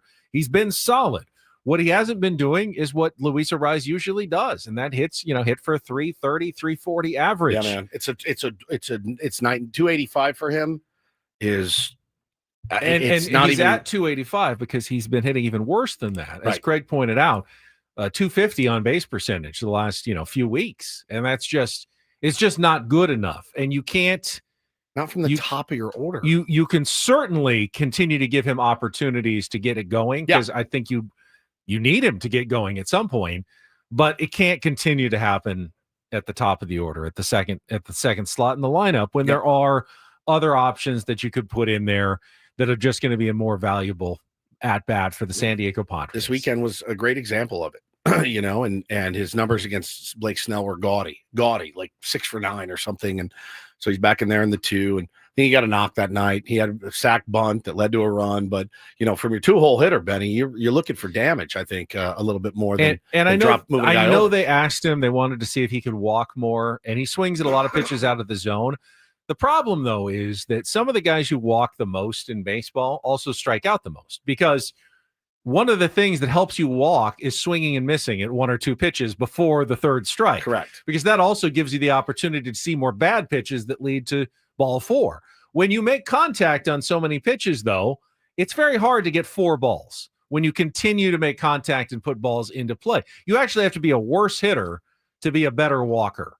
And that is something that I don't think Luis Ariz is ever really going to be able to do. No, He's I don't just think so too either. skilled at putting the ball in play Correct. to walk a ton. Correct. And again, it's not how you start, it's how you finish. Got a month left of the season. What can you do in 31 games? Can you get that average up over 300? I mean, if anybody can do it, it's him. Literally, we've seen him do it. We've seen him add 50 points to his average in like 4 days. He's crazy when he's in a zone. He just hasn't gotten there.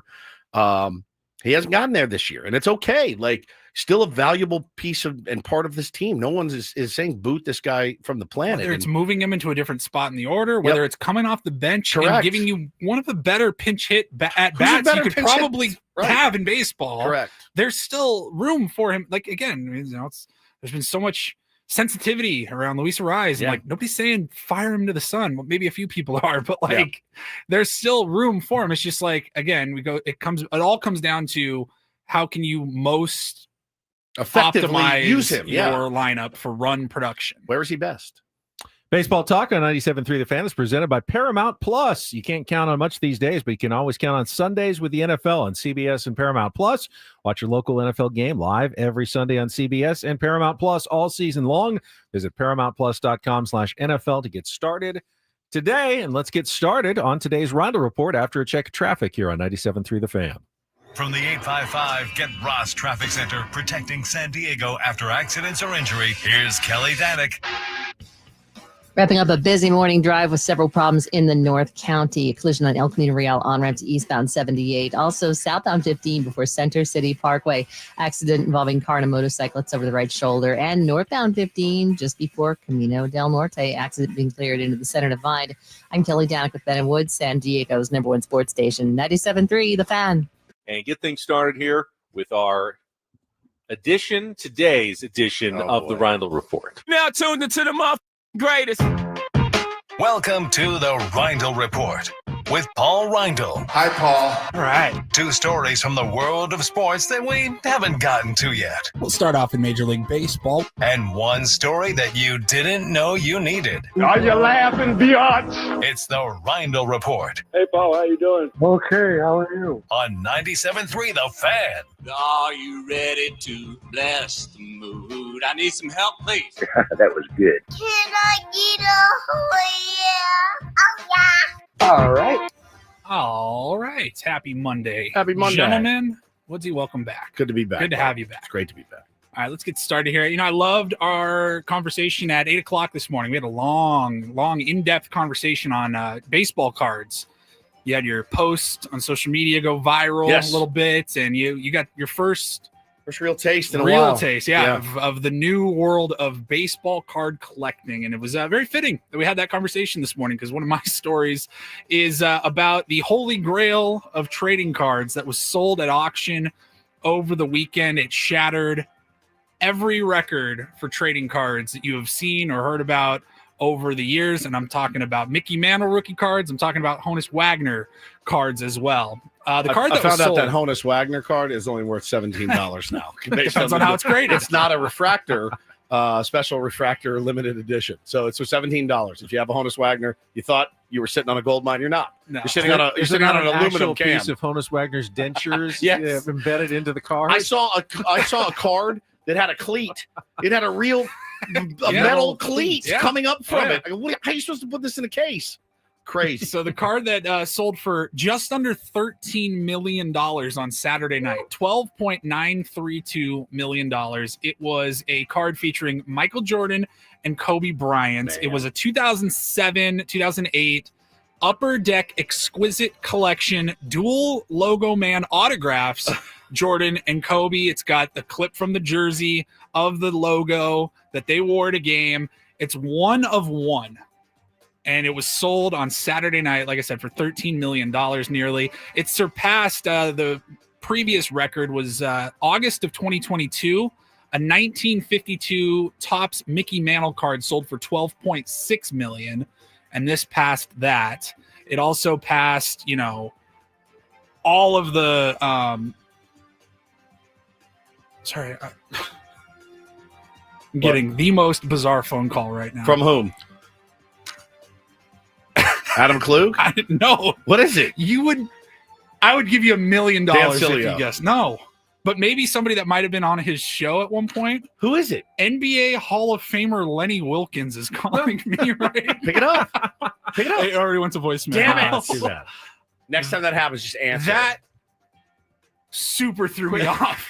Quick question, because that card that Paulie was just showing us, the record-setting card, is oriented side by side. Yes. Do you prefer cards that are like that, where you look at it and the card is, lengthwise or up and down? Up and down. I like the up and down ones better too. myself than the side to side ones. Well, when they're worth $13 million, I'll take it anyway. My preference. Yeah, you can do it upside down, whatever you want. Yeah, the only other sports collectible item that had sold for more, where was it?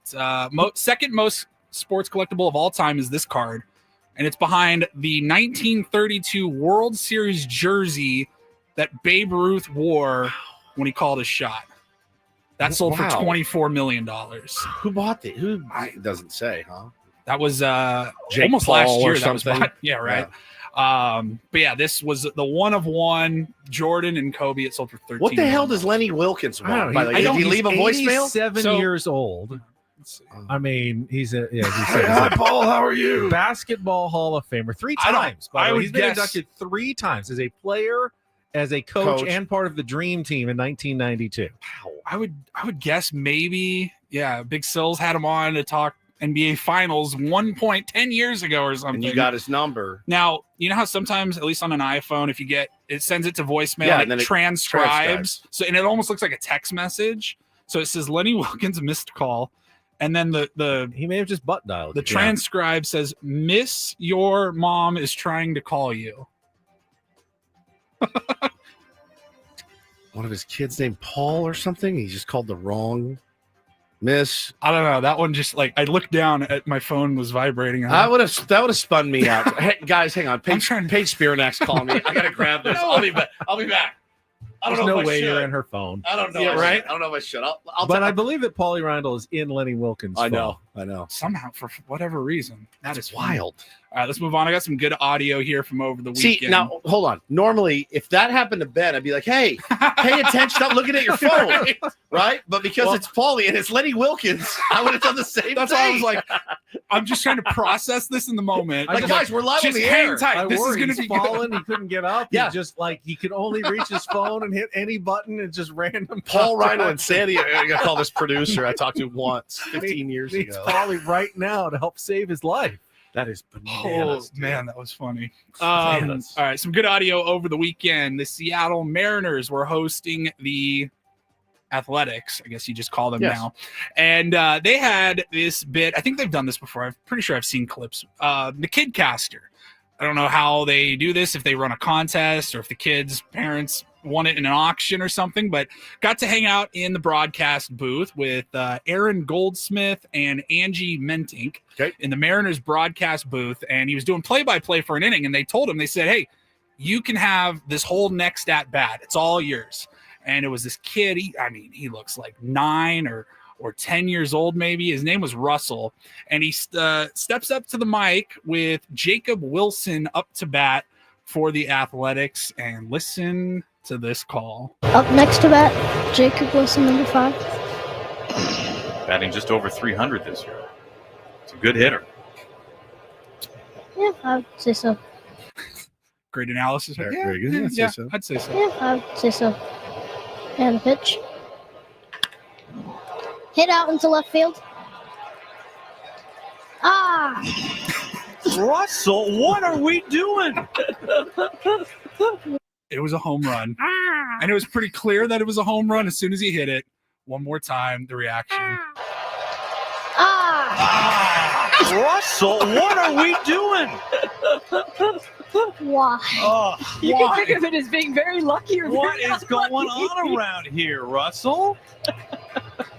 Man. It's just sad. Said, I'm mad. That's just sad. Oh, I love it. It was Sweet so little good. Russell. God, I'd be nervous if it was my kid up there. But hey, let's go.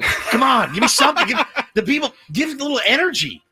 You're running around the house like crazy all the time, and now you get in the booth, you get all panicked. I saw Hit out into left field. So the good. Mets did this last month. The kid was actually pretty good. He was good, He yeah, called yeah. one Saw like that clip. little Sam Levitt that Yeah. got called up as kid Little caster Sam for the Levitt. Mets. Little Sam. Sweet angel Sammy. Getting some grief on Twitter. Why? People are mean. What did he do? Somebody made fun of Sammy's smile. I'm like, you're going to make fun of Sam Levitt's smile? The guy's the sweetest angel ever. I wrote him on Twitter. I said, F him, dude. You're the GOAT. He is the GOAT. Don't ever come out. You come after Sam Levitt, you come after us, just so you know. It's true. All right, then finally, can't believe we're doing this story again. Oh, my God. If you've been listening to the Rindle Report, I don't know, this was like 3 weeks ago we were talking about this. Yep. He's back. How did he get out? He posted bail. $100,000 bail. But he's back. We're talking about the serial butt sniffer. Khalees Crowder, 38-year-old man, was charged with a felony. He's now being held without bail. Finally. After 7 strikes, doing it you're again, out, buddy. He was at a Walgreens in Burbank last Wednesday, and employees called the cops on him. He was released. He was busted and held on $100,000 bail just a month ago. We talked about and we that talked one. about it Yep. then. He had done it He once had or done it twice before that. Correct. And we asked at that time, how is he out continuing to sniff ladies' derrieres out in public? Just goes up right behind them and just, I mean, it is like the Says most here twisted. he was held on $100,000 bail following that arrest. It's not clear why he was let out again. It says he was in the women's section. Yeah. The suspect was observed following a female customer, crouching near her. He gets down on his knee like he's looking at something. Looking for and something on the just- bottom yeah, shelf. on the bottom shelf. And then just put this dude under the jail. Under the jail. Don't let this guy out. Because again, it starts there and then who knows what it, spins into. This guy is unbelievable. I thought You I have was no comment on this. I Ben. don't really have any comment. You don't want on to this kink story. shame him, is what you told me off the air. You said I don't like kink shaming people, so I'm not going to kink shame this guy. That's exactly. He just needs to find someone who's willing quote. to you can't have unwilling partners. Yeah, man. He says, God forbid a man has a hobby. Yeah, this is not a good hobby, Ben. Bro, I was scrolling like Instagram and I think it was like TMZ. It was like breaking the serial butt sniffer arrested again. I'm like, is this old? I'm like, This no, is brand new. Posted 3 hours ago. I was like, holy Well, crap. I like it that they- happened again. No bail this time for this guy. No. You've hit your limit. Yeah, I think Okay, that's you've caught your limit on this one. This is a 2 strikes and you're out sort of thing. Maybe more. Maybe more. All right. All right, Go we're Padres. done? Yeah, that's it. All right, Padres tonight at 6:40. We will wake up early, talk about Padres Mariners tomorrow at 6. Braden's coming up next, but that's it for us on a Monday. For our executive producer Paul Rindle, Stephen Woods. I'm Good gonna to have go you call back Lenny in Wilkins studio. back. Yeah. Holly, call Lenny Wilkins back. Make sure he's okay, and stay tuned on San Diego's #1 sports station, 97.3 The Fan. So long, everybody.